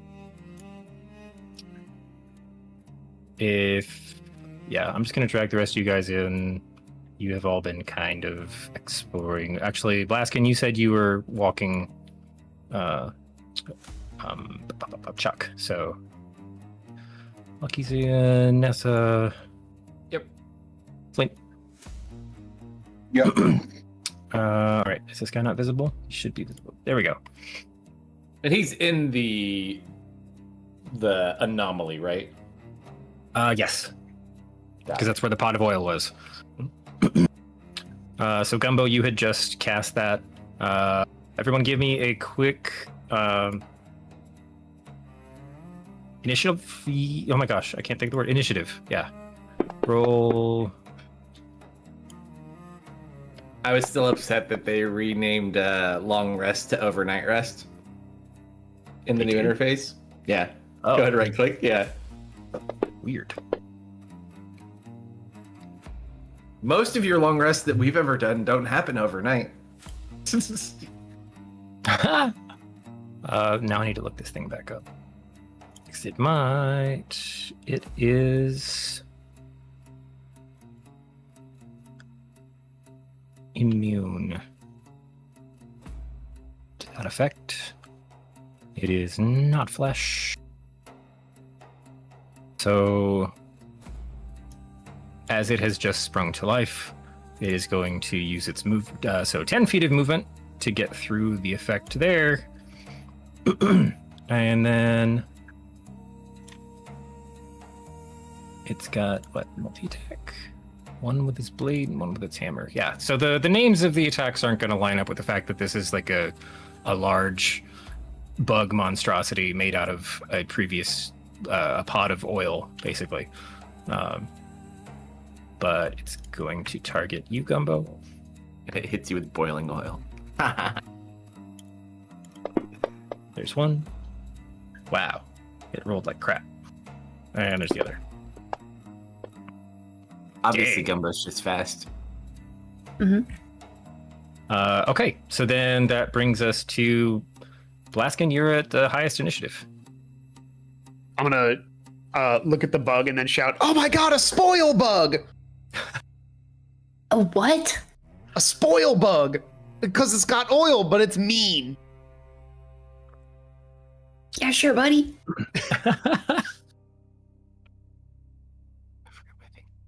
And oh my god, it's inside the magic. It's inside the thing, isn't it? Oh, it just No, came out. it just came out. Oh, okay. There is a map. I was like, boy, I can't wait to make Brandon think of 18 spell names in one turn. One initiative pass, and Brandon has to like alter every spell we throw at it. Watch me go.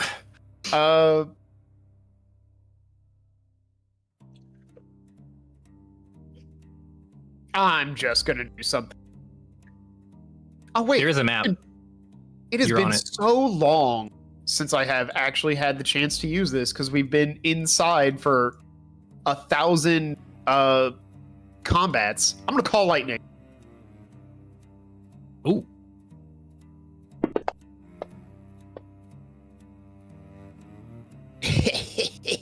Get shocked. Oh, I like that the dice has lightning how high effects. does that anomaly go? I'm Brandon, you put down an iron statue that took no damage. You do electricity. I suppose I'm supposed to roll initiative. Oh, sorry. I forgot you were still out. She accidentally created a metal bug. And Oh, that's right. You had left when I was trying to pick one. Yep. Side note, we're also going to need a new fryer. Oh man, I used the good pot. Dang. This bug spoils Damn everything. it, Gumbo told you not to do that. Blaskin, did you want to move at all? Or any bonuses? No, She's too far away. I'm not really expecting this to be a huge deal, so I'm hoping I don't Okay. have to do much. I'm just going to stick with Chuck. These two. Gumbo, your spoil bug spoiled my spell. Oh, you.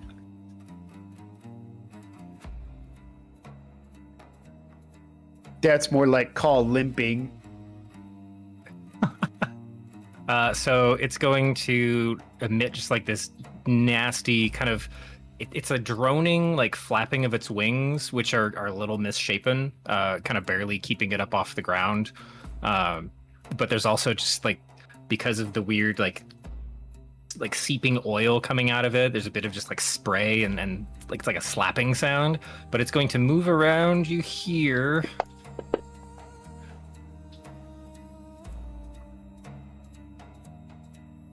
And you're going to roll a D100. I was checking to I see if guess. I kept the fly slot or not. Ah, okay. And then it's going to use its whirl ability. So I'm going to target you, and you. And everyone gets to make a dex save. Yay! That's This did Flint save. failed, Gumbo Got it. failed, Nessa succeeded. And this is so saved for half. So let's roll the damage. Wow, that was minimum damage. Minimum damage on 3d10. Love it. Something smells really good though. I think the bug I made is kind of lame. If only you'd have cast Loyal Bug. Well, that's all it can do. So lucky.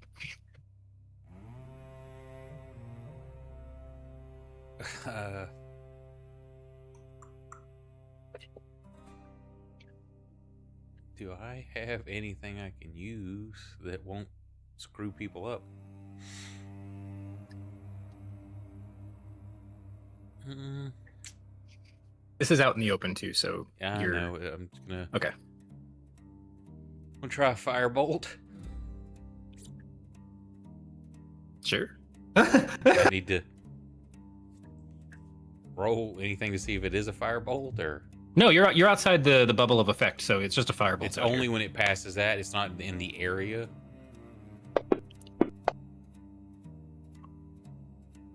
Yep, that's it. I was sitting there. I was scrolled up and looking for the map link, and I was like, "Why does that not come through?" Probably not gonna do anything to it or heal it. Oh, it took damage.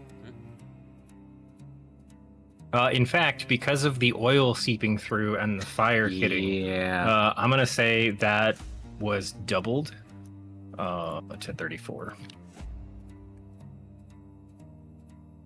And I want to move back. Yep. Not a bad idea. Nessa, you're up. Cooking is not my strong suit. Gumbo is much more accustomed to this, so let's see. I'm very accustomed to my pots turning into bugs. Yeah, so I'm just gonna disengage. Okay. 5, 10, 15, 20, 25, 30. I'm just gonna kind of Meow. I'll monitor, but I feel like this is Gumbo's quest, and that will be my turn. You're not gonna upstage Gumbo. Obviously, Gumbo has a very special dish in mind that I'm not familiar with this custom. Oh, good, I can fireball now. Now,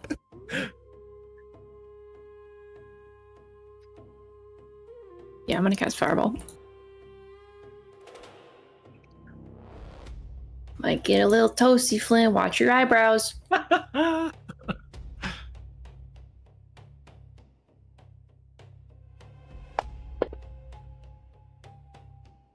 let's see. Let's fail. Yeah, well, I would like to point out, Gumbo, the area of effect goes into that bubble. So, does that change anything? It goes in and it tells something that's not true because it just became a liar ball.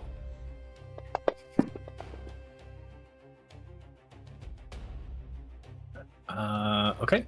That's 28 doubled to, so it needs another 28.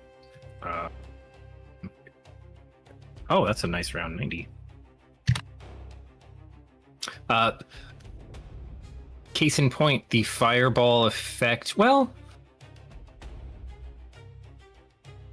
the bead of energy hit at the center, which is way outside the circle. And, well, no, because the magic energy itself pushed outward with the explosion.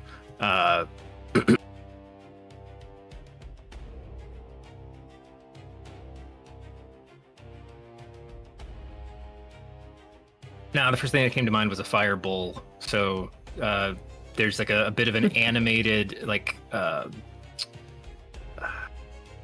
torus head that starts to when it hits the side of the dome, it comes through with like this animalistic effect on the front of it as the energy spills, and like there wasn't a full firebowl cast into the bubble, so it just kind of moves forward with that shape and then just kind of moves and disappears.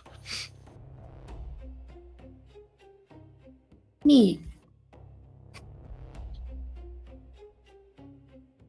Flood?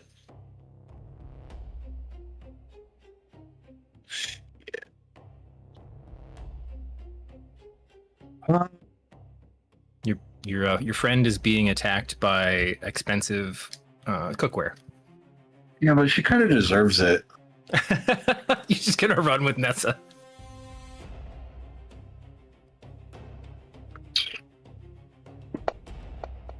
I do like that this creature happening was entirely optional. It's like, I just want to see what happens. Just want a donut. I home run bat this thing. Magic donut. Yeah. It's still like there's like small flames licking around the edges and into some of the gaps from the previous fireball. And you that hammer slams right into it, and it just like parts go flying. Like the animation ceases. You get sprayed with a bit of hot oil, and yeah, they just kind of go clanging off into the dirt, and it is toast. Oh look, it left a black mark.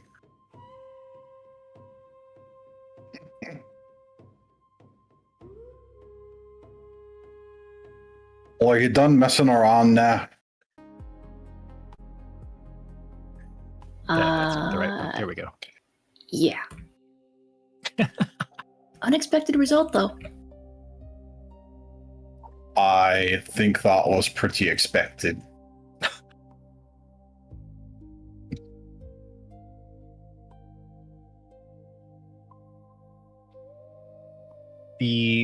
Lucky, you had brought a stone. You were in the process of bringing that stone back as she was setting up the pot of oil.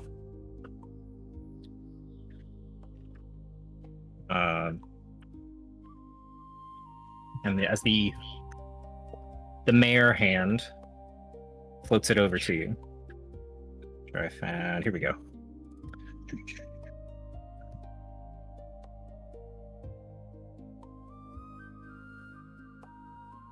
Okay.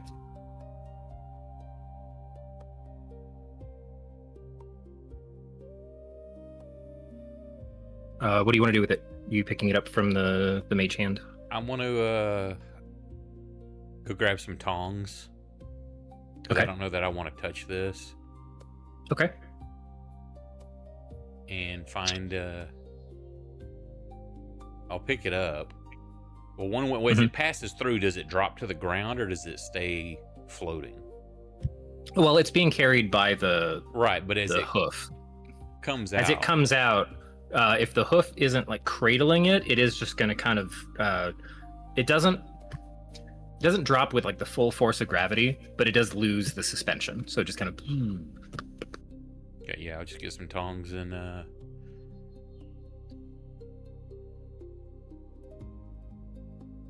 don't know what we should put this. I'm going to find like a cast, like a cast iron, like Dutch oven, something like that. Maybe. I know it's not lead, but something to, or unless we got, do we have small glass that would work, like a jar with a sealable lid. I know someone with some lanterns. But oh yeah, you've probably also got some just like a few mason jars or stuff like that. Yeah, mason jars in the truck wagon. Like you guys, you paid I'll for get the tongs and try to put it carefully in there and close it up.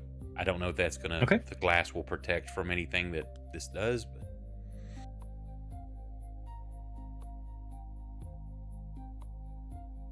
All right.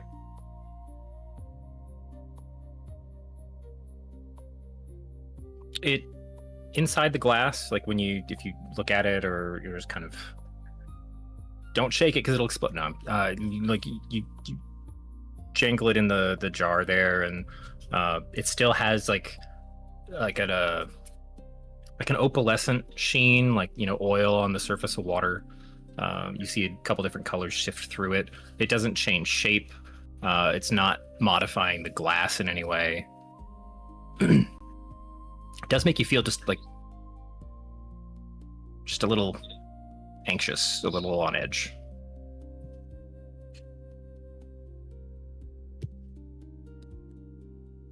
Yeah, we got a sample. Do we want to try to get the others? Get all of them?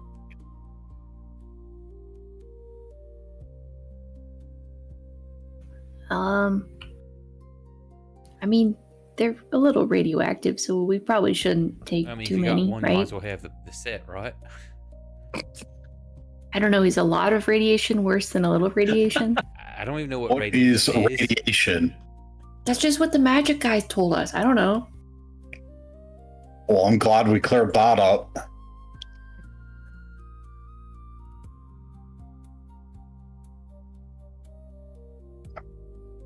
Are these the rocks are above the crater, right?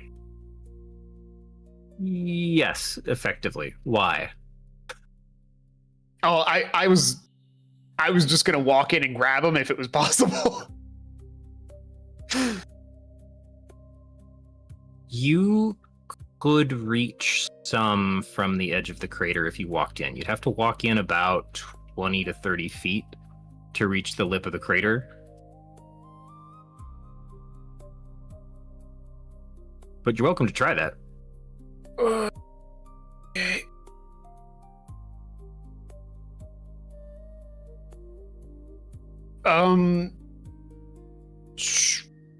Yeah.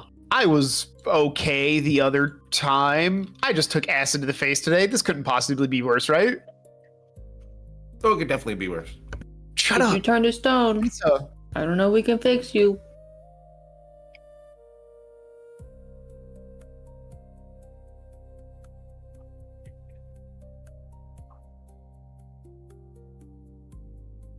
I wish I had a way to like. I don't have like a cool. I guess it wouldn't matter. It's weird. Oh wait. I wonder if I could transform into an animal that has more arms, and grab them faster. You could turn into an octopus and we could just hurl you across as hard as we can.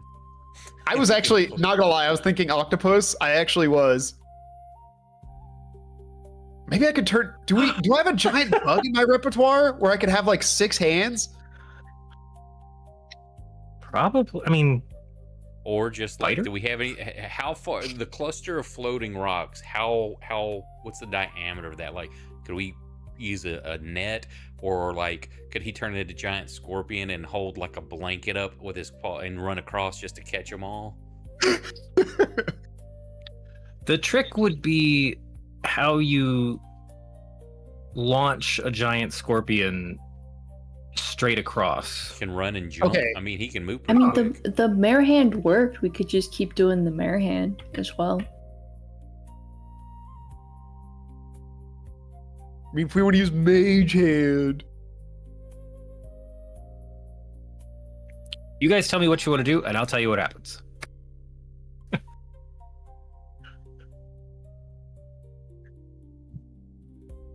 I'm gonna let the them figure dome, this out. Happy with the one. yeah, I'm gonna say the dome is at least 60, probably more like 80 feet across. So you would need to cover, like if you're just walking in or running in, you got to cover like 30-ish feet to then be able to grab a bunch Wait a second, and then run back out. What's the diameter total? 60 foot? More like 80. The thing I drew is just so we had a rough reference of Okay, so where if the we've edge of the got- bubble was. We could take the tarp and rope, and we could, because rope's 50 foot on one side, the tarp's probably going to be what, 10 foot at least wide. If we put that in the corners and then walk, like 2 people on each side to kind of walk across and then catch them and pull them across to the other side, then no one has to go in.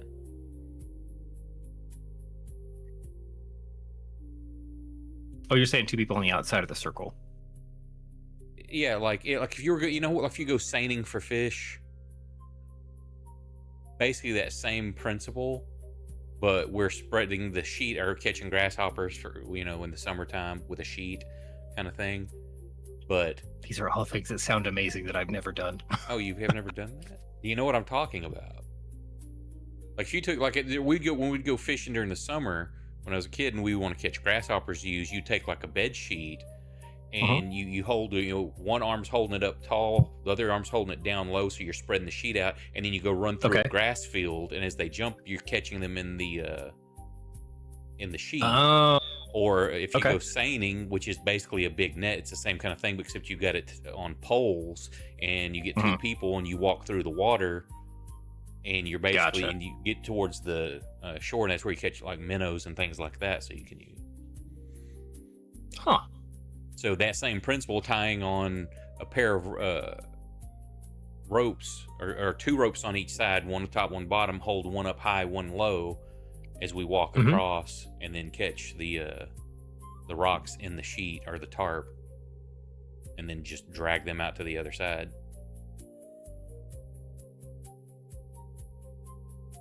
Logistically, it's possible. You couldn't get the whole bunch just because of the various things that still exist inside that bubble that would be like a vertical block. But there is an angle that you can find where if you send people around the right way, you can scoop. Okay, some. well, what about this? If we can do that, we cast fly on a couple of people. We can position it to get under them and lift them straight up.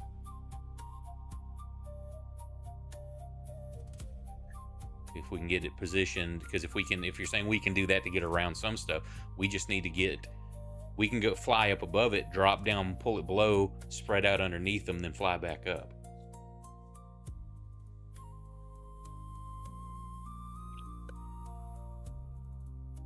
Yeah, I mean, I wouldn't want to just like punish you guys with a bad roll for something that, like, if you take enough time, you could like coordinate it.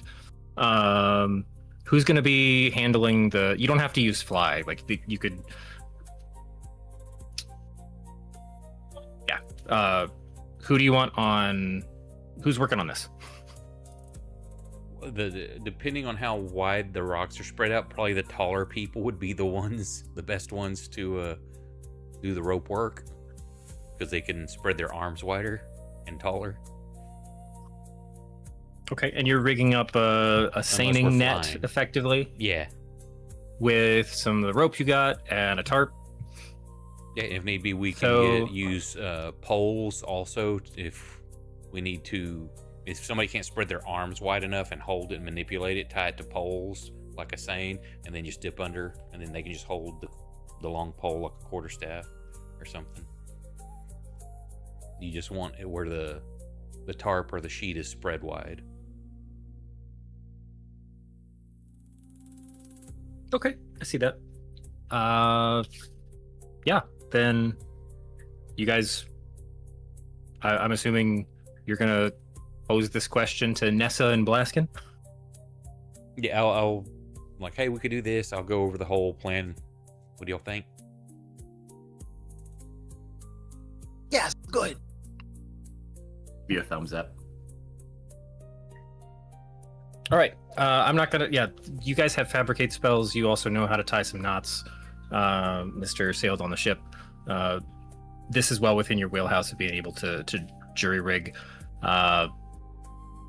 It just takes a little bit of time. So between the exploration of the dome, the quick. Well, no, the fight was pretty quick, but sitting down, making all this happen, it's going to be kind of dusk as you're getting in place, and you guys are working together to kind of scoop some a good chunk of those floating rocks into this net. So together, you can either roll separately, or you give, somebody take advantage on I'm just going to call this a sleight of hand to just be able to coordinate grabbing everything in the right direction, the weird awkwardness of the slow effect that's kind of making it making the pulls that you make on the rope have a bit of a lag to them, and that'll determine your haul. But this will be between Blaskin and Nessa. Separate or together, Blaskin? Oh, do you want advantage? Up to you. I only have a +2. I've only got a +3. Let's just each do our own. That's fine. I say you could do it as a We got single this. roll, and we could cheese it, and I can be close to whoever the person is rolling. Wait, hold on So though. I can- Actually, you know what? No, we're doing this wrong. I'll let you do it, and I'm gonna kind of just pat you on a shoulder. You have those. And I will cast guidance. You have those. There you go. So guidance plus. All right, Wait, guidance plus advantage. advantage, Blaskin. How do I? Can I guidance it, or do I just roll? Oh, okay. There it is. I don't know if that will work. Yeah, it'll work. There you go. Well, that 19 was almost there. Yep. All right. Yeah, 21. That is going to be good enough to, of the cluster of stones, you've got 11 more. So that makes a total of a dozen. You do not have a dozen mason jars. Yeah, I definitely don't have that many that aren't in use, at least. But so you guys kind of, you lead that back up and over things and get it out to the edge. And now you've got basically the tarp falls to the ground outside of the bubble. Some of the stones scatter out, others are laying on the tarp itself. So you got like 3 that are on the ground and then 8 that are in that catch net. If you guys are scared of them, I can carry them. Oh, it's not scared. I just don't know what they'll do.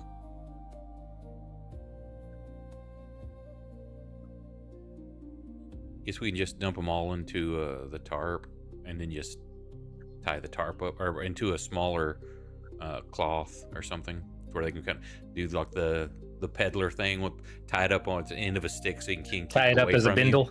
Yeah. So you Okay. guys collect rocks for a living? I wish. Also, sort of, yes. I'm pretty sure most of the time the things we get for the gray circles sometimes show up as rocks, and Flint This- got a really good stone This tablet. isn't even for the gray circle. Yeah, our friend Iggy just wanted some of these. Flint, didn't you get like a big stone slab? Well, that's from my god. That's like rock collecting. Flint smites me for that. He's never been so trivialized. You're Yeah. supposed to get a big stone slab from your patron when you initiate? Like, how does that work as a first timer? Don't worry about it. I feel like I should work because I haven't gotten my slab yet. Who do you pray to?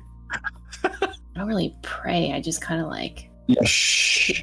he's in my head all the time, so I don't really have to like. I don't have inside thoughts per se. There's no prayer whatsoever involved with whatever you're doing. He knows a lot about me that nobody else knows about me. So he's like your dad or something? It's like my therapist, really. I'm not charging nearly enough.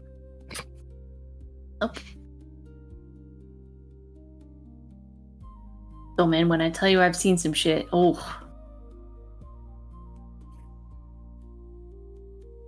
I mean, you've seen some shit directly responsible because of him. yep, it was both Some of the ways. stuff that happened in that basement in the Mhm. dome, that was not cool.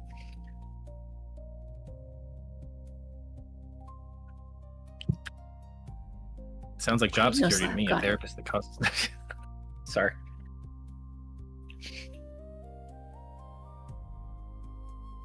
Flint, I think Gumbo thinks you're a warlock.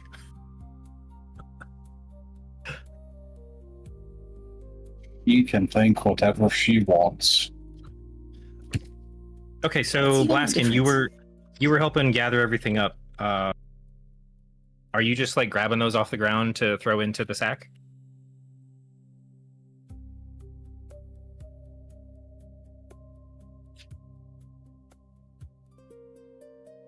Yes. No one else said anything. How many were we supposed to get for Dominus? Dominus didn't want rocks. That's Iggy. My bad. How many were we supposed to get for Iggy? He didn't say. She said if you He find said some, you I'll could- take you them. could bring some back. Yep. Also, I think that was this helps defer some of the potential chaos of him burning a contact to get you guys a route here.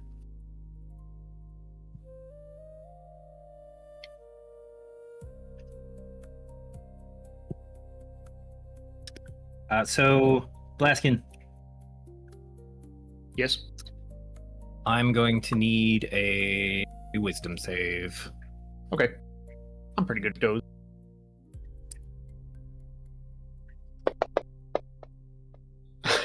Please. Pretty good at those.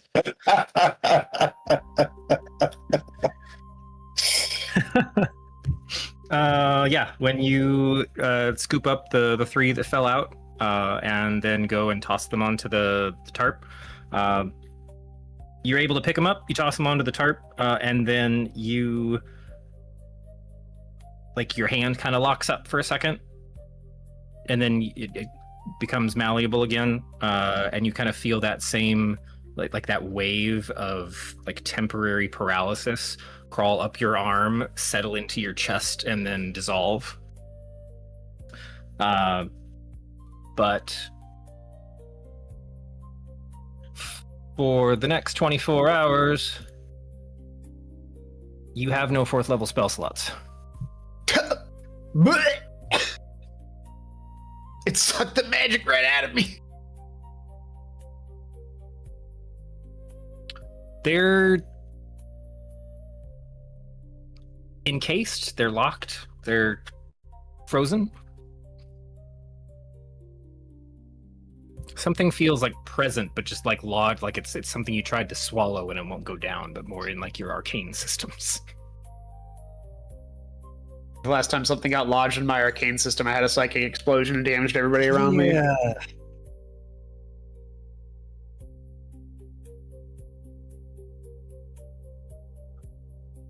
But you are able to bag everything up.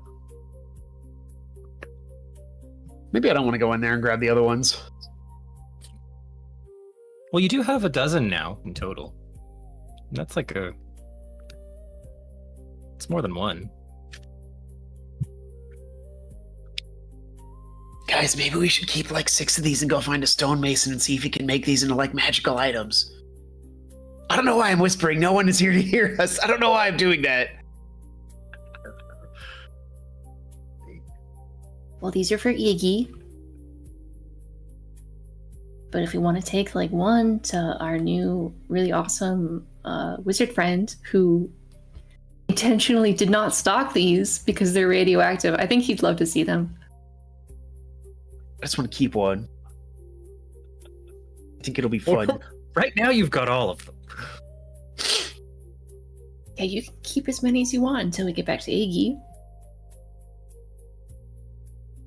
Well, Iggy, we were going to bring you the 10 we found, but then we decided that, you know, the 8 we got along the way was going to be enough to give you the 6 that we discovered. I ate some. So we broke 2. I ate some. When we entered them into evidence and there were only 4 left somehow. It's like they're just, they're dissolving. Of course, we figure out what Limestone. they do. We may not want to give him all of them. That's what I'm saying.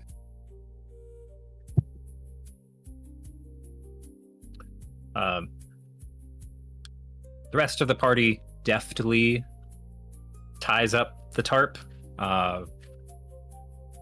and you've got a bag of 11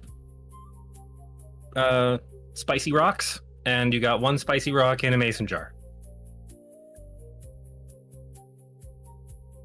Well, I'm thinking we'd take one of the mason jar, just dump them all together, so they're not spread apart. They're all concentrated in one area.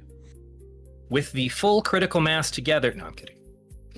That was the final Oh my piece. god! The demon core. Oh god. He's got a screwdriver. We better not be holding something that radioactive. Everyone but me is gonna be melting. Says the by guy that morning. just touched it with his bare hands. I am made of tree and metal. They are made of gooey stuff. What do you think the core was made out of? The demon? You mean the demon core, or? Yeah. I mean, 'Cause it I would wasn't- probably be a lot better off than you guys would. I am No. immune to disease. Oh yeah. Is that like a poisoning effect, or like what would you say radiation poisoning falls under? What's cancer? Well, that's a disease. I'm gonna eat it. I'm gonna eat one of the rocks to prove a point. You can't open your mouth. You can't do that. I wrote that fact down so I would not forget it anymore. I think canonically it's only open the one time, and only when Blaskin's life and everyone else's life was in danger, and he had no control. He doesn't. I'm not gonna get into it. It happened the one time, and Blaskin doesn't even know how he did it. Fair.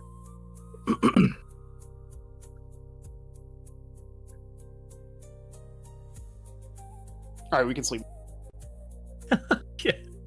The sun is setting. You are up to you. Do you guys want to find a place to rest up before the next day's travel and potential antics? Do you want to push further into the night, try and get there in less time?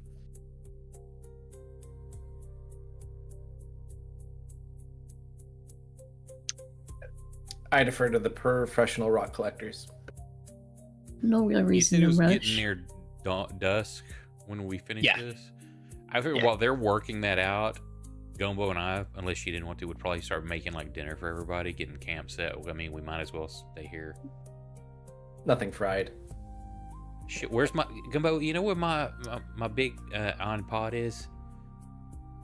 can't find Oh, it. that one. Gosh, It was right that here. one went to the farm. No, it went to the farm.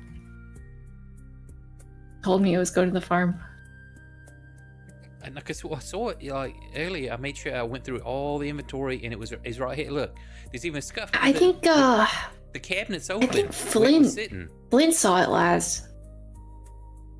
Flint, where's that iron pot?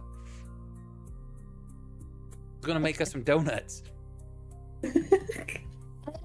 Just heat up a fire and some oil right here.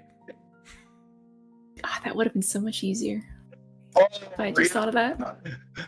He smacked it. The gumbo animated it in that weird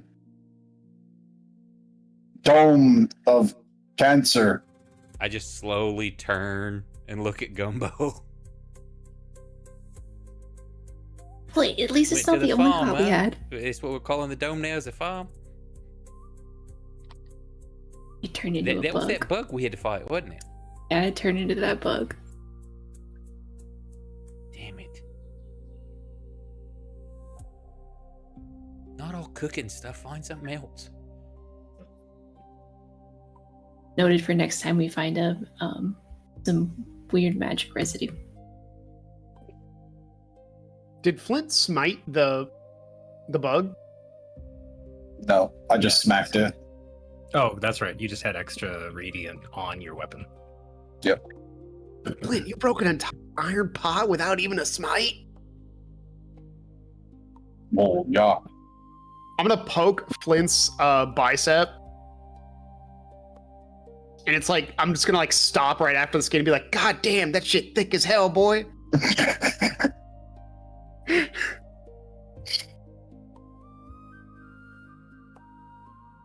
Another fact to write down. Thick as hell, boy. It's like I touch your skin, but after the 10th of an inch, there's no give at all. You're not even like flexing, it's just solid.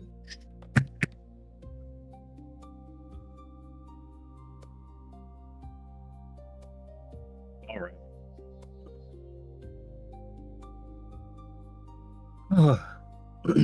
Blast You are Consultant able to. just assumed that there was a smite in there. Doesn't he do it all the time? Yeah, you're able to use the backup pot that came in the kit and prepare dinner together. Nessa, as the group is recovering from the little bit of chaos there, and the tone just kind of takes a familiar, a casual air to it, and you're watching the light of day fade, and the darkness kind of crawls in closer to the sources of light and cooking. What's Nessa thinking about? Well, first of all, with it being dark, I'm going to get a lot closer to that light source and stay near to my dear friends. I don't know. I think it's one of those uneasy things where I don't know really what I'm doing, but I feel safe at the moment. And I at least feel like, for the most part, I can kind of trust these people, not necessarily let my guard down, but I feel like, I can go to sleep and they're not going to kill me in my sleep. Not that I want to sleep. It's been a very interesting roller coaster of like the last 48 hours, which has just this place is swung very wildly. weird too. Yeah. Yes. I've never seen I grew up decently experiencing things, but mechanical trains that are luxury trains in Crayola Forest. This is I'm probably a little bit too complex. I don't even know where I am or where home is. Yeah. I'll kind of glob onto them like I do this fire at the moment and hope for the best. It is. It's a weird kind of. It's a calm raft in a sea of absolute blindness and uncertainty. That that at least in this 10 square feet, you can make some assumptions. Which is better because before it was just me. You guys are able to throw together a meal. It's very nicely and cleanly cooked with all of the gear that you have access to. Gumbo and Lucky, and Blaskin, you probably get in on this too because you enjoyed working in the kitchen. You've got this nice little bubble of fun fascination with all of the niceties and the tools that are available to you and the organization system that's keeping it all together in this chuck wagon. And it's how cleverly they designed this thing to pull out working surfaces and spice racks, and then the access to the deeper pantries for some of your bulk items, like grains and stuff that you just need to reach down and scoop up. Okay. But yeah, you guys everyone gets fed. Who wants to? I'm gonna need 2 people to take shifts, just kind of keeping an eye out overnight. I'll do it. I Like don't I- sleep, so I can do whatever. It's me and Nessa. I don't like Okay. sleeping, so I fight. I will always fight sleep until I have to go to sleep. Okay, Assume I'll that tell you since what. Apples is not an actual animal that he could stay Huh? up 24/7. But you can't necessarily stay up 24/7 to work into him, right? No, but No, you it can be rouse told him, though. if something's happening, you Ah, to start squawking and wake us up. okay, Or if he's got a mental link to me just to wake me up. sure. Say- Then we'll do this. We'll say Apples can be on Overwatch overnight to assist with anybody who's on primary. And since we had so many volunteers, Flint and Nessa, you guys can share the first shift. And then our 2 non-sleepers, Blaskin and Gumbo, can take second shift. I just want to note I put in my inventory what I have called delightful jammies that we bought last session. So I'm wearing my delightful jammies. I have my fancy green PJs, but I will not wear them because we're out in the field. I only wear these if we're staying in an establishment. I want to be ready to go. Nice. I'm My clothes are pretty absolutely not ready comfy, to go. All right. So Flint, Nessa, you guys are on first watch. You can take your individual. Give me. This is gonna be perception. You're just kind of keeping general awareness.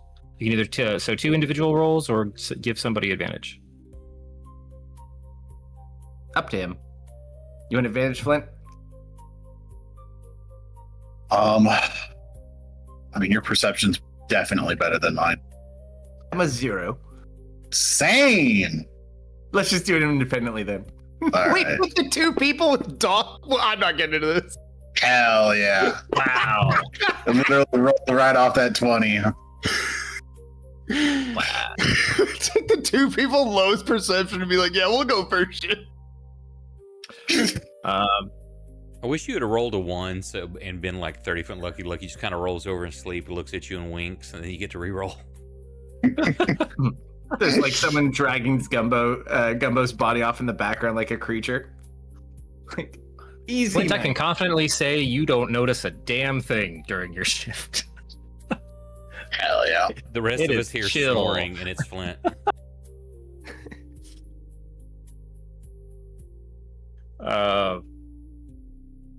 The there is a uncomfortable calm that is like you guys still aren't that far away from the dome because there was a convenient kind of sheltered space off to the side, but you are outside of it. As you're watching it, you kind of glance over it every now and then because even in the moonlight that's filtering through starts to play like weird colorful patterns on the edge of all of that like wavering effect. Some of the stones that you didn't collect up shine a bit brighter. Not all of them, just some of them shine a bit brighter in the moonlight. Almost like black light, but not really. And Flint, you don't, or I'll just say, Nessa, most of the way through your shift, you do hear there isn't a lot of night creature sounds. There isn't like some of the spaces you've been before. There's lots of like nocturnal bugs that might be calling out, or small like reptiles that are also make some like call and response noises. Not much of that happening here. It has a weird like deadened effect in the forest. But you do hear, I wouldn't say something like crashing through the forest off in the distance, but there is rapid movement. Does not sound like it approaches towards you, but you can just tell things are out there moving around. And they seem to be moving in fits and starts. So it'll be fast movement, nothing. More fast movement. I'll at least alert Flint to the fact that there's things out there, even though he can't really determine where they are or what they are, just so he's aware there is things. What do you mean something's going on there? I swear. One thing, and I'll do it towards the end of our shift, just for my own well-being before I kind of let my guard down as we get ready to rest. We're near what's supposedly like like a battleground, correct? You can kind of make that logical leap. This was From what they've told me, the little bits they've picked up. Just before I go to bed, can I use my Eyes of the Grave ability and see if there's any undead within 60 feet? Yeah, let me look at that again real fast. Is that all it should tell you? Is if there are any undead in 60 feet of you? Let's see. At level 1, gain the ability occasionally presence until the end of your next turn, you know the location of any undead within 60 feet that isn't behind total cover or protected from divination. This sense doesn't tell you anything about its capabilities or identity, and I can use it equal to my wisdom modifier, which is a grand number of 0, so 1. My 1-a-day ability. You do get a ping very close to you. Is it Gumbo? Yes and no. I was actually wondering that too. It's me, the paladin. Give me an insight roll. Sure.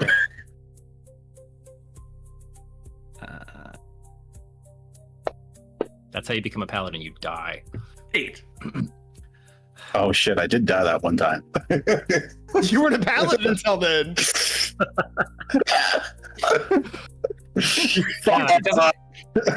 You were a very all died that one time. fighter. You just start rocking back and forth, I have a feeling.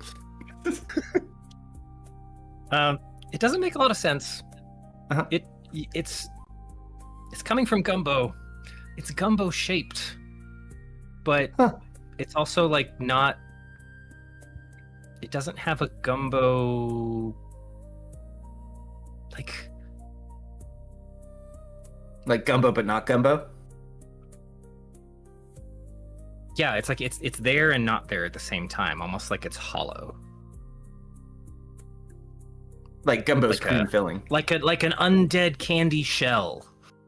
I see. Well, I will definitely be very neurotic for the rest of the night and have a very difficult time sleeping, and I'm just going to keep an eye on Gumbo until literally my eyes are too heavy to stay open anymore. And I'm just do- gonna sit next to Flint.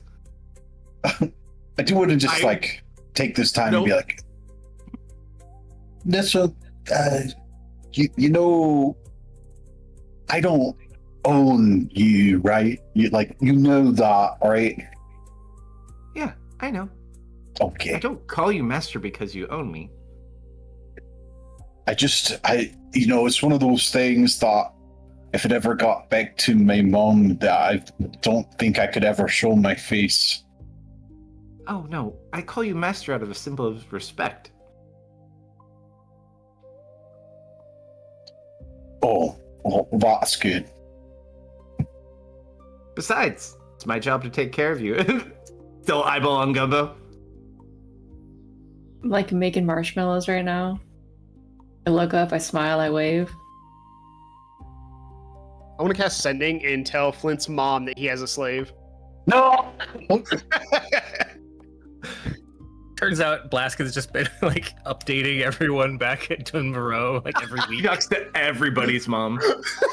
Oh man, that'd be awesome.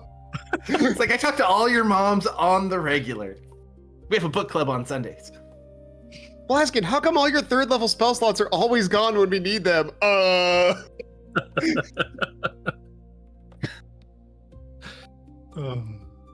No. So, in what she won't explain it to you, but you more or less are the first person that's ever helped her. Which is also part of the reason she's sticking around. Okay.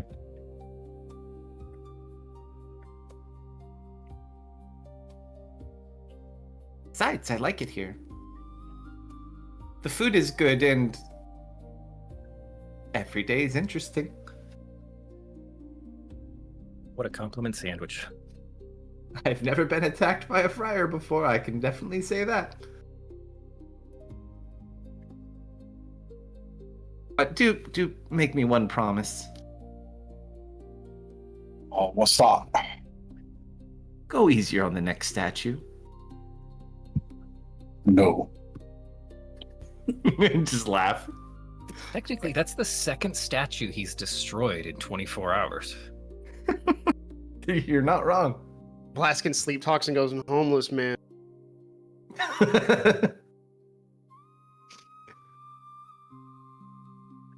Okay. Yeah, that's all I got, and then I'll be paranoid for the rest of the night until I pass out watching Gumbo. Fair enough. My demeanor also, Gumbo, if you have any... You don't sleep, right? Ever? She sleeps sometimes, but usually not on the road. If you pay attention at all, I look at you much different. Not like awkwardly, but very focused and uncomfortable looking, keeping an eye on you. Just gonna, Poor thing, she's so anxious. Go for one of these. Probably nothing. She's like a nervous cat. Probably I mean, think of something- all she's been through. All right, that brings us. Unless Flint, you had anything else? Nope. Cool. Gumbo, Blaskin, you guys take second watch. Same thing for you. You can do your own perception rolls. You could give one of you advantage. We can do them, sir. Yeah. I see everything.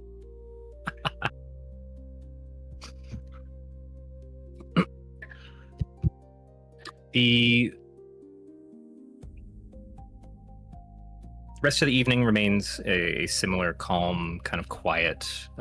Again, kind of sound deadened is kind of the best description of the off-putting nature of the quietness of this forest. Very little in terms of ambient noise.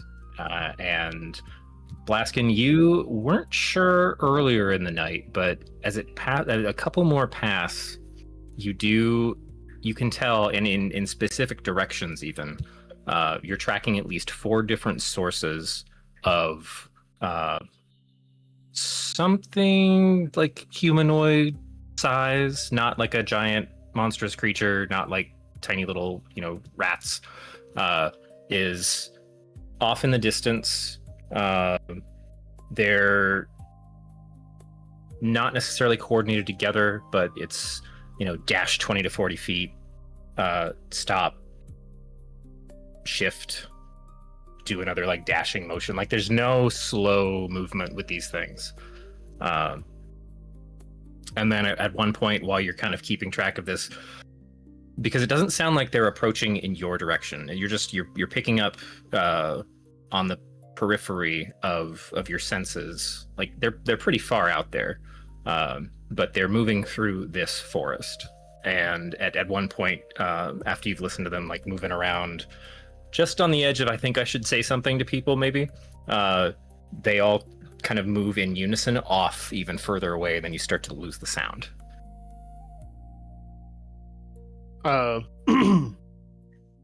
Gumbo,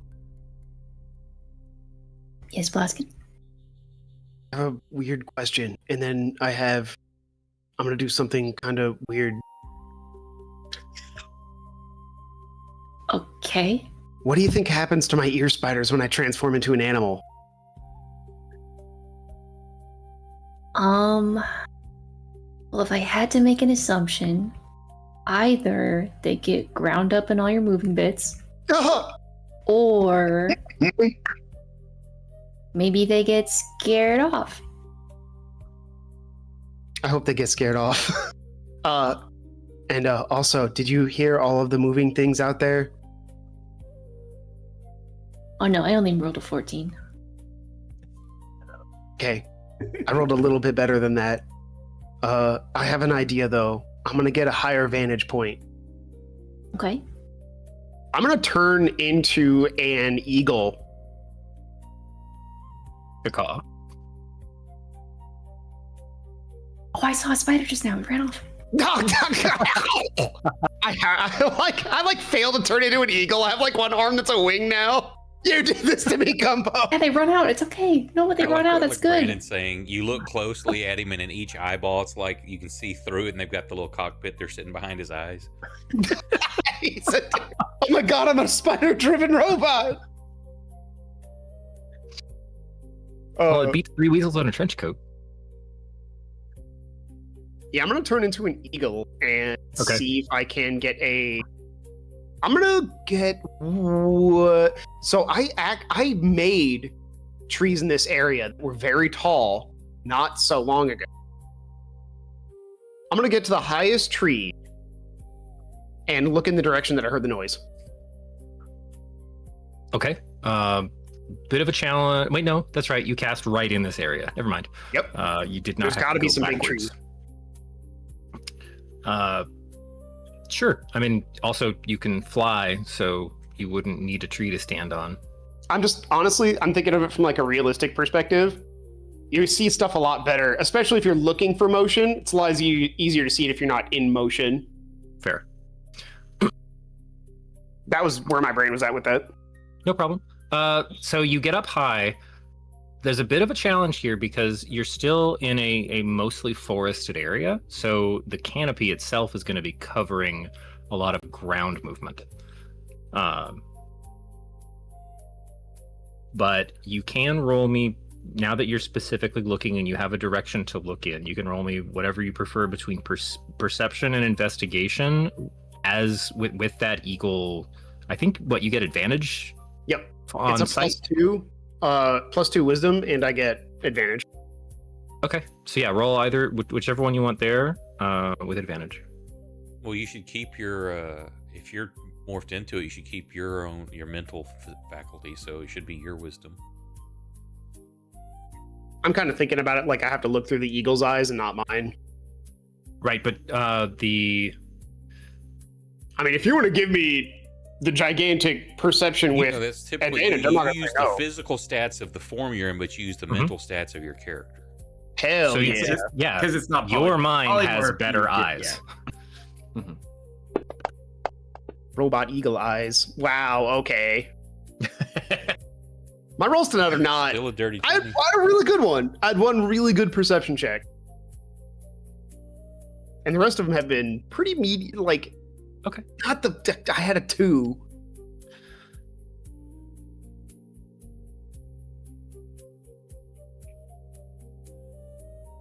What are you looking for? Movement. So in the direction that you heard movement, as you're scanning, you can catch just little bits. You know, there's little breaks in the tree cover here and there. It's not like a jungle dense, like solid canopy, especially where there's like a break in the terrain, and maybe there's like a natural path that's gone part way up a hill that, you know, something could move along. Every now and then you get just like glimpses of bodies moving, dashing, clambering, kind of leaping. It's a bit of like a feral movement. Like it's that you got a quadruped that's not, or you got 2 arms and 2 legs, and they're being used somewhere between a normal like person walking upright and if it was like a wolf or a dog or a mountain lion. Skin's not really reflecting much in the way of color. It just looks kind of moonlit, neutral. You can't tell if it's pallid or if it's just like the gray of the light at this distance, because you're picking out little things. You got the binoculars on with the eagle vision, but this was already really far away from you when you first heard it. The one thing that stands out is watching them that far away. You do also notice that like some kind of light source that looks fire colored sparks up, and another one nearby, not super strong, not super bright, like this isn't a bonfire. Maybe it's a torch, maybe it's a small lantern. It isn't so immediate that you could mistake it for like the flash of a spell or an explosion or an effect. Those 2 go up. You hear a bit of commotion, you hear a panicked shout, and then both of the lights go dark. And you don't, at that point, you don't hear anything else.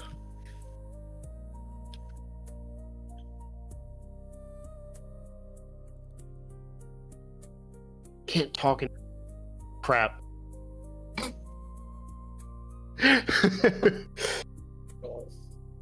So the good news here is that this is really far away from you at this point. All right, I'll fly back down near the fire and turn back and look at Gumbo and say, okay, I'm pretty sure we're all right. Like 99%. Those are good odds. I think those are good odds.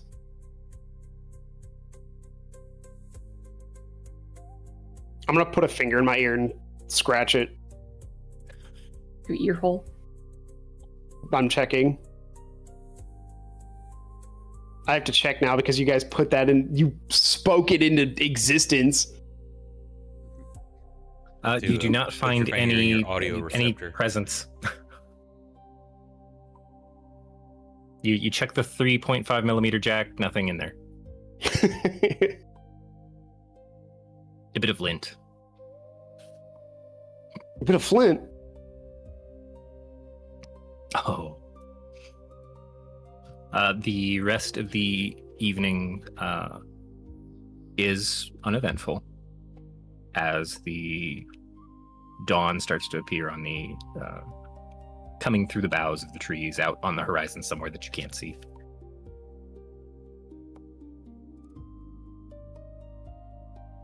But you all get a long rest.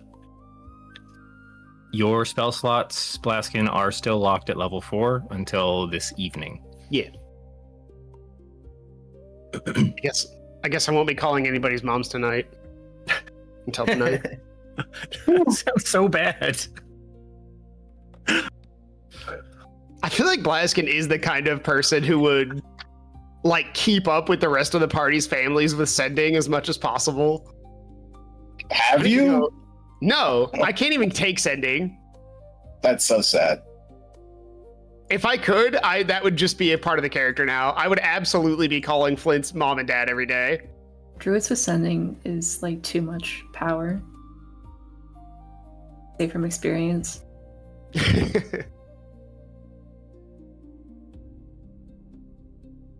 But I think that's 2 new portent rolls as well for the morning.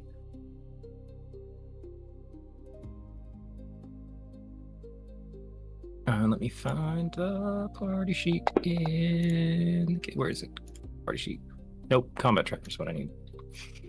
And Nessa, Gumbo, Flint, you guys shouldn't be hurt, right? There was bugs when we were playing last too, after the last patch. Like, long resting wasn't long resting everybody for some reason. Well, I haven't clicked it. I just didn't know if... I'll go ahead and see what happens. Overnight rest. Yeah, there it goes. All right, everyone's healed, except I need to take his spell slots away. Yeah, that was just from the oil.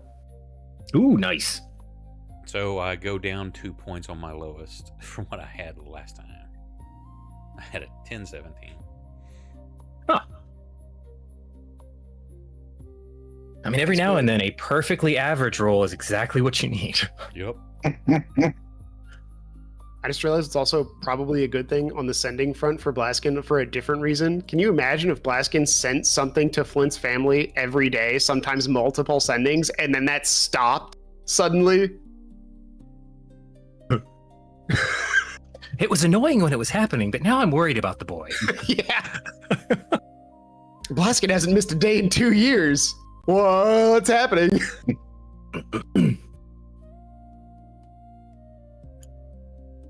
All right. Yeah. New morning. You guys are able to pack up camp, clean up from last night's cooking efforts, and where have you stored the stones?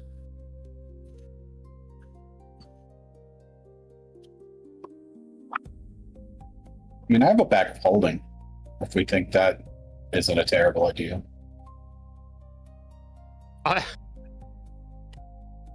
Let's... We're gonna get like 2 sticks. We're gonna grab one of the stones with it. We're gonna like slowly put it in the bag of holding and see what happens. It goes into the bag, disappears like any other item. We shovel the rest of them in there. Okay.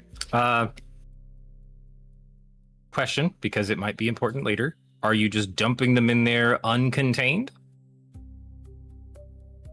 We have a that was the point. I don't think we have a container. Well, right now you have them in a bag. I mean, So you dropped in one to see what would happen, and everything was fine. I mean, from my perspective, I would just dump our current bag into the bag of holding. Like just... Yeah. Okay. Like whatever. Good to know. I mean, I would give you this one for free because you did pick one up undefended and suffered the consequences of it. If you pour them all in without a container, the only way to get them out is to reach in and through a similar zone. Or yeah, so it's not like you can reach in. You can't reach into a bag of holdings with tongs and be thinking about what you want. Like you gotta. So, the fact that you can reach in desiring the bag is going to be much safer. There is that one floating around in there that you got to be aware of. They're spicy rocks.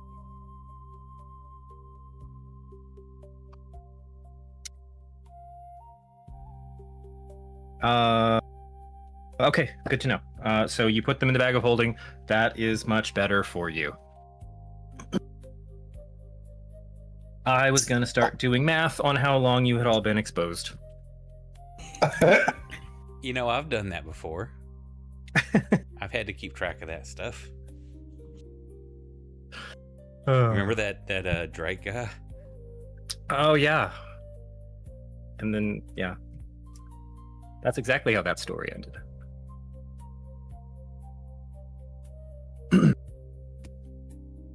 Right. You guys, so where do I want to start this? Gumbo, you're able to check in with Hal just to do a quick, compass check. You guys have a steady bearing. You're still heading north. Everyone's back in formation.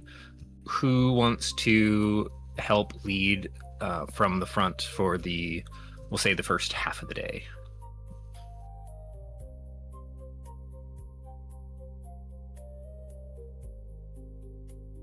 It's a new day. Everybody has access to all their skills. Whoever wants to roll for it, whoever wants to be on point. Getting us in apples in the air. I mean, I can do it. I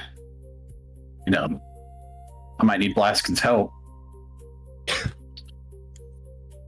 You want to ride on my shoulders? No, I need your eyeballs.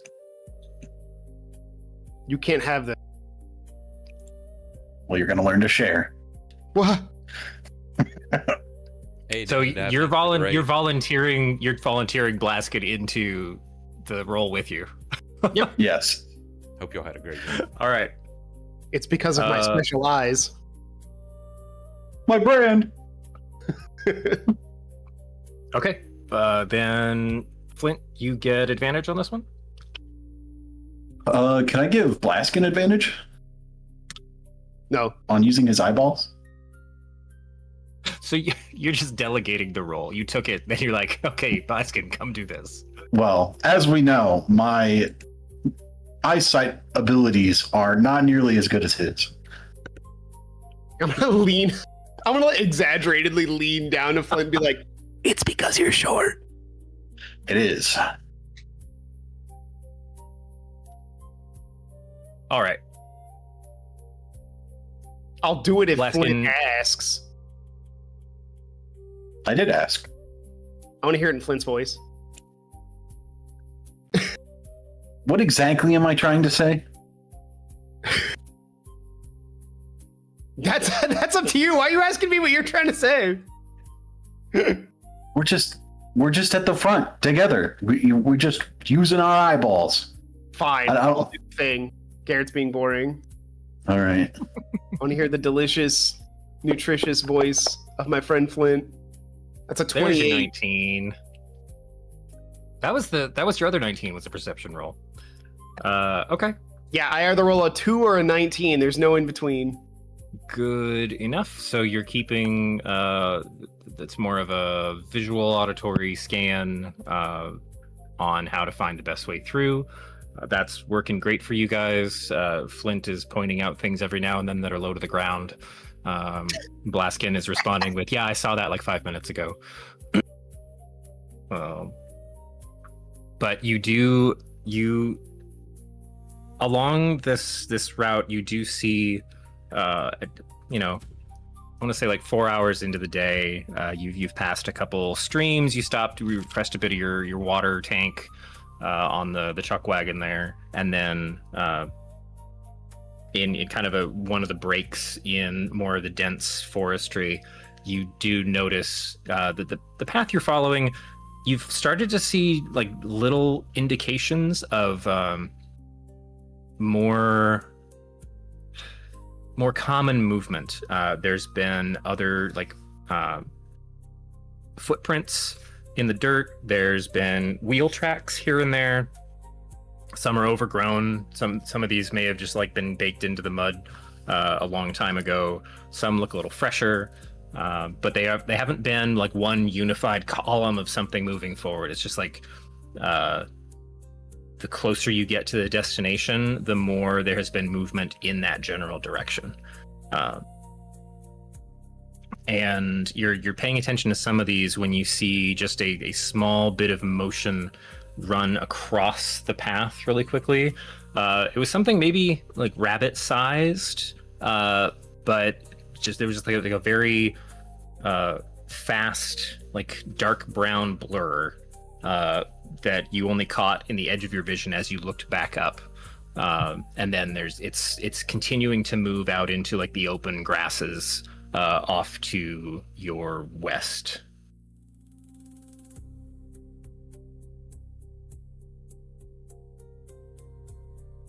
We're not entirely alone out here. Just so I'm cutting it out a little bit. Flint, we're not entirely alone out here. Just keep an ear to the ground.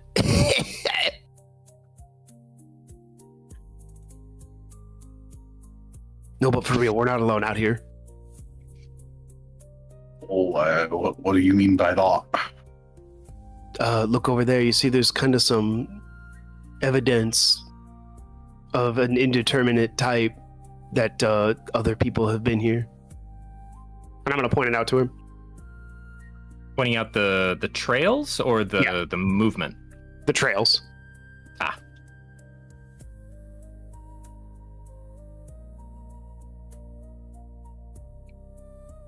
Yeah, with that extra bit of guidance, it's pretty clear. And I think you guys have been picking this up like as you move.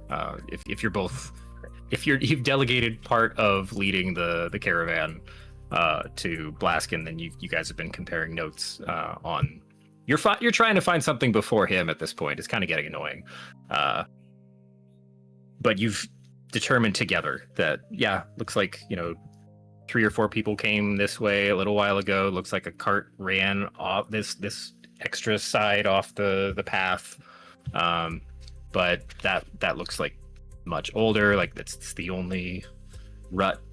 I don't know how you'd actually track some of that stuff. But you're getting piecemeal traffic. And then you hear this bizarre tiny growl come out of the grass.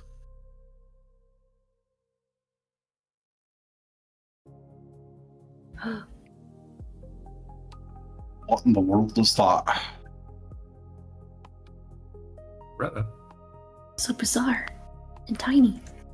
So You bizarre. look, and the blade of grass has a mouth on it, and it's roaring. As you look over to the source of the noise, you see a small, I don't know what whatever the birds are that you might like scare up from the tall grasses and then like go hunting for them. Something of that size and general nature starts to take off, and then you see, and then as it's starting to make its first couple flaps, a small kind of rotund, angry object leaps up and grabs it and bears it back to the ground. No pun intended. Just sponge. Much smaller than Sponge. Much smaller than Sponge. We're talking like, I don't know, 2 softballs. Angry head. It's a kitty. Dark brown, furry, Kitty. no long tail. Oh. Bobcat.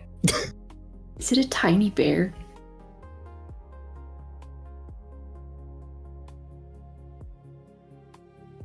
That would fit the description. That's adorable. Is it a large badger? No, that's at the head of your cart. Damn. Flint, when Gumbo says tiny bear, that does spark a memory that you had in the menagerie. Mm-hmm. That your buddy might be looking for something along those lines. Oh, hey, I'm looking for one of those. You just happen to be looking for a tiny bear? Well, not me specifically, but our good friend, The Hat Man? the Hat Man, the one and the same. Right, Nissa? Nods.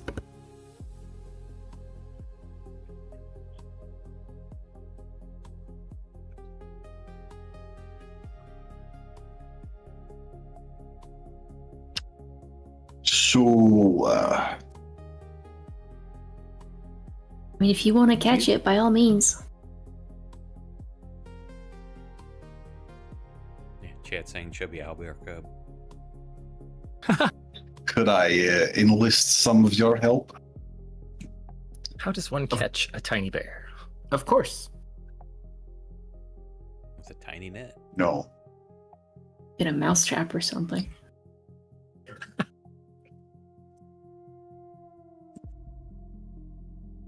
I'm sure we could catch it.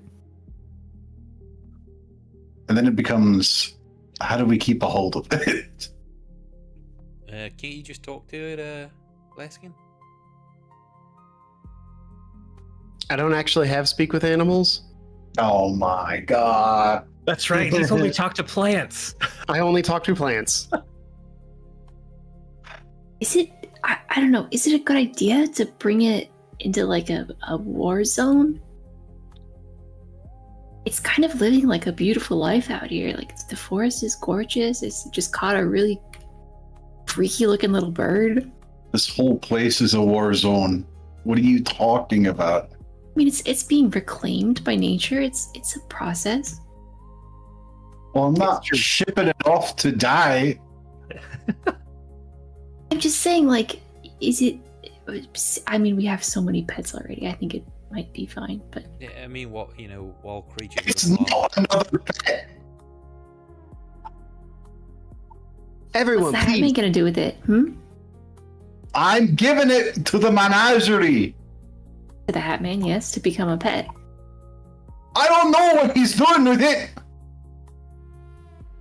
We can do this on the way back. We don't have to yell, Mom and Dad. I'm sorry, son. Didn't mean to raise my voice like that. We don't need to do it now. We could just get a little tiny friendly bear on the way back. I think that's a good idea. I think it'd be less traumatic for the little tiny bear if we didn't bring it anywhere where we would be fighting, maybe. Also less traumatic How for do you me. know he doesn't like fighting? Maybe he's super into violence. That's a good thought. He did take You care of need that this- bird pretty good. The smaller the creature, the more filled with rage it is. Maybe it's got rabies. Imagine we give this fucking little bear to the menagerie. Like a week later, we get a sending from this guy. And it's like, what the fuck is wrong with you? The whole menagerie has rabies now. You're an asshole. Do you know how many animals I had to put down? You get back to Eberron and replace my entire zoo, you dwarf fuck. Just hang up on it. hang up on sending. You just like don't use the 25 words back and you just pretend like it was lost on the way. Yeah, Guys, you just I have an respond. important thought. Yes. Is this an adult tiny bear, or is there like a smaller version out there somewhere? That's like a baby tiny bear. While you're asking this question, you hear like continued like furious tiny growls happening in the grass as you see like a wing get like flung bloodily out up into the air Dude, and it's- land nearby. Listen, I'm telling you, these things love their fights. Bloodthirsty. The bird or the bear? Both. One's just better at it. I can't participate now. I'm still laughing at the rabies jokes. I think Flint needs to go establish dominance. Maybe you find a couple of them and do bear fights. People probably pay for that. Oh my god. I'll just put Gumbo in a bear No. suit to be the other bear. We found this mysteriously metal bear out there. You want it for your menagerie? Get a couple of them, train them, and then you can have some bare knuckle boxing. Flint, what if we just absolutely deceived the god? I use conjure animals. We just give him 4 bears and then leave, and then they go away. You can, since you've seen this, you can now turn into one of these. That's true. That's true. What if I needed to be a bigger, tougher, angrier rat for 5 minutes?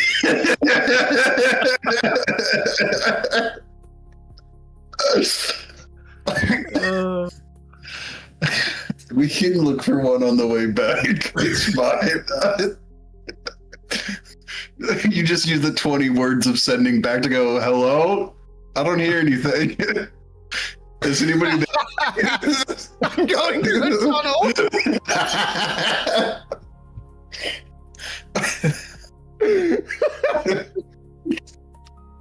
Oh. I don't think your headset's Right. connected. I can't hear anything. So, you are deciding to kind of leave the bear to its devices for now. For now, absolutely. Down where the forest of tiny bears is. Thank you. Watch, this is like the only one in the area. Yeah. The last. Then a hawk just comes by and picks it up. Oh, See, we no. told you we could get it. Oh no. Bear eats bird, bird eats bear. Yeah, it was kind That's of gonna an even turn fight. into He just another bird and chase got after. him by surprise. He barely won. No, I'll stop now. As you guys are moving on, making your decision to leave him to his very decent life, there's a much heavier crashing coming from right on the edge of the tree line, kind of in the direction of the small, the micro bear. Oh no. We have to save it. Which resolves into it looks like scouts, mercenaries. It's armored.